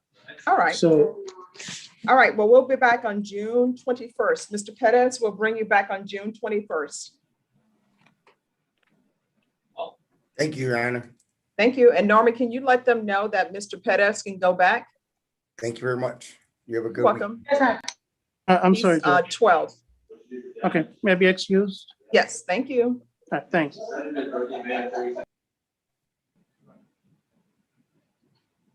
Your Honor, I come back on the 22nd next week, No, you're coming back on the 21st. 21st, but from now until then, will I be able to see the discovery and the videos and? You need to speak with your attorney. You'll be back on the 21st.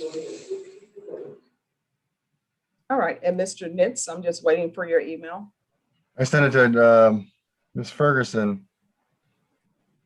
All right, as soon as she sends it to me. And Hunter, I'd like you to chime in here. We had this discussion in the text chat box of this Zoom, and he did confirm that it was outpatient treatment. So MRT was part of the agreement, Judge. And Mr. Nitz was clarifying that I wasn't asking for inpatient treatment. He said, just to clarify, MRT is outpatient. I said, yes, it can be done either way, but yes, our agreement for MRT was just outpatient MRT. But that being said, that is below the line.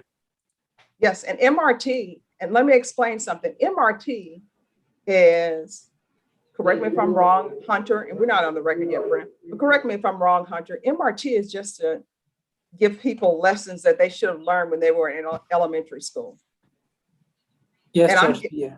And I'm giving people the benefit. I'm saying, really, you should have learned it like in toddler stages, but at least in elementary school. Like, don't take what doesn't belong to you. Don't steal. Those are lessons that people learn in elementary school and preschool. Judge, I just forwarded you the email. Thank you.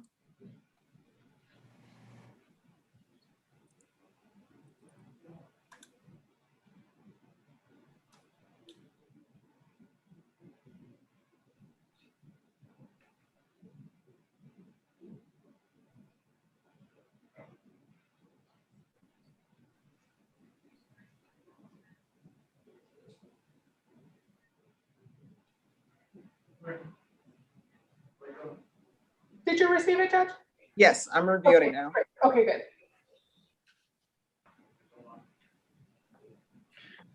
Originally, he was referred to the mental health court, and that didn't work out, but his plan all along was to get the drug treatment. So he's been in 3 months waiting for this hearing, because we were waiting on the response from the mental health court. Okay, and I can tell you, I'm reviewing, we can go on the record, Brenna. I'm reviewing this program, and a lot of it is, and let me say this before I say thing and people get the wrong opinion. A lot of this is about religion, which I have no problem with people reading the Bible. I think it's great. Read the Bible, whatever your higher power is, that's usually good help with people who have addictions. But a lot of this is morning prayer, eat breakfast, then assembly for morning prayer, group studies for new Christians until 7:55 a.m. Complete morning chores, which is cleaning up. Then at 8:25, morning Proverbs. Then 8:55, morning Proverbs ends. And then they have daily work assignments. There's a lot of cleaning up, finishing lunch.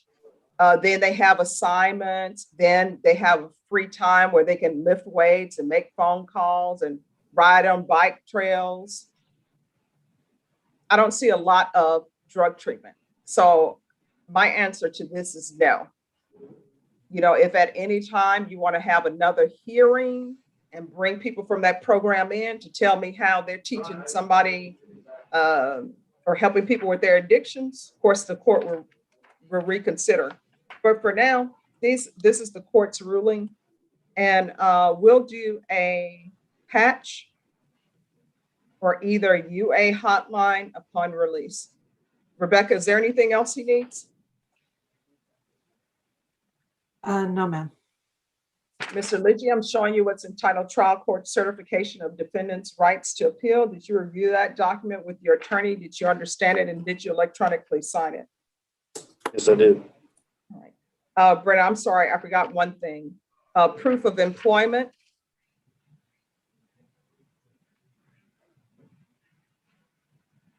Within Judge, again, 30 I'd like days. to object to the sentence and withdraw the plea. I right. believe he did not have an informed decision.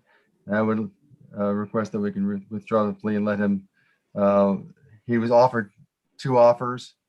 And the outpatient treatment was a big factor in the offer.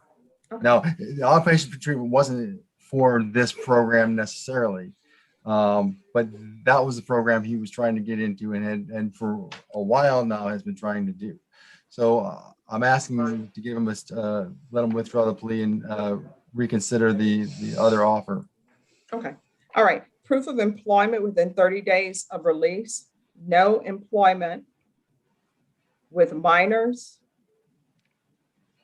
or as a home healthcare provider. And I guess I could put in here no employment at car dealerships, but that's completely up to them. Mr. Lidgy, I'm showing you what's entitled Trial Court Certification of Defendant's Rights to Appeal. Did you review that document with your attorney? Did you understand it? And did you electronically sign it? I did. Right, because this is a plea bargain agreement, because I followed your plea bargain agreement, and because you waive your right to appeal, you do not have the court's permission to appeal. And also because this is a felony conviction, you're not allowed to own or possess any weapons or ammunition. Mr. Lidgy, if you want to speak to your attorney, and if you decide you don't want to be on probation, then of course, maybe a motion to revoke will be filed and we will go from there. Do you need to speak with your client, Mr. Nitz? Your Honor, I'm not sure if we were on the record when Mr. Hunter addressed the issue of the terms of the agreement. All right, sure. So I would like to go back on the record or get on the record that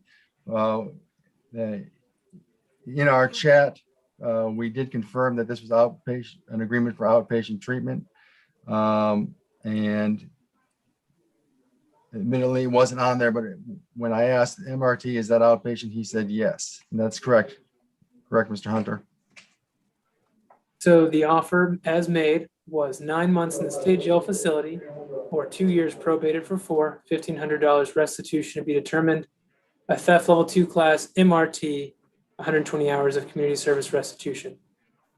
Mr. Nitz messaged me, said, just to clarify, MRT is outpatient. Yes.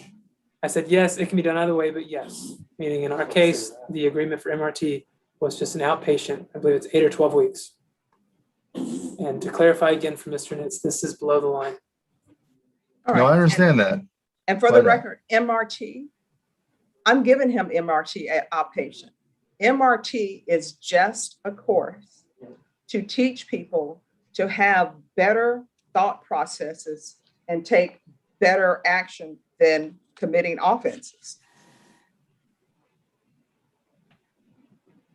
But you're confining him to a state facility.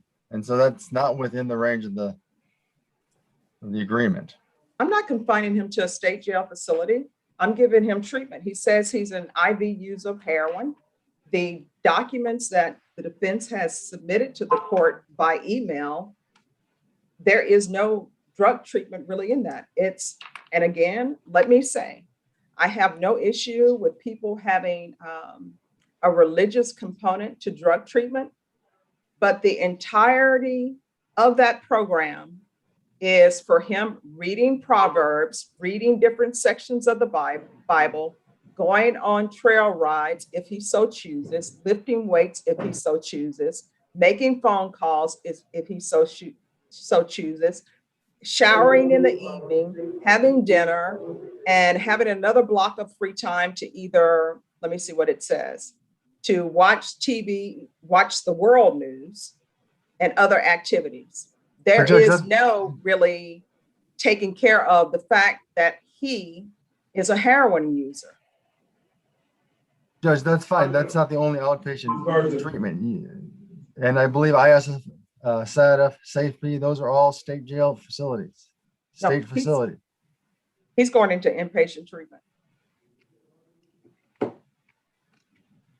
And I believe he would have made an informed decision if that were the case, to possibly choose the other one, the other Well, option. Mr. Netz, like I say, if he doesn't want to sign any conditions, then a motion to revoke can be filed, and then who knows, maybe something else will happen. But for now, that's the court's rulings. If you want, you can speak with your client. I'll send you all to breakout room number 10. So Mr. Legge, if you go to breakout room number 10. And Rebecca, you can go to the room to go over conditions with the other gentleman, Mr. Ponce. He's in number 3. Yes, ma'am. Thank you. All right. And with that, everyone, we are going to stop live stream. Hope everybody still has some patience left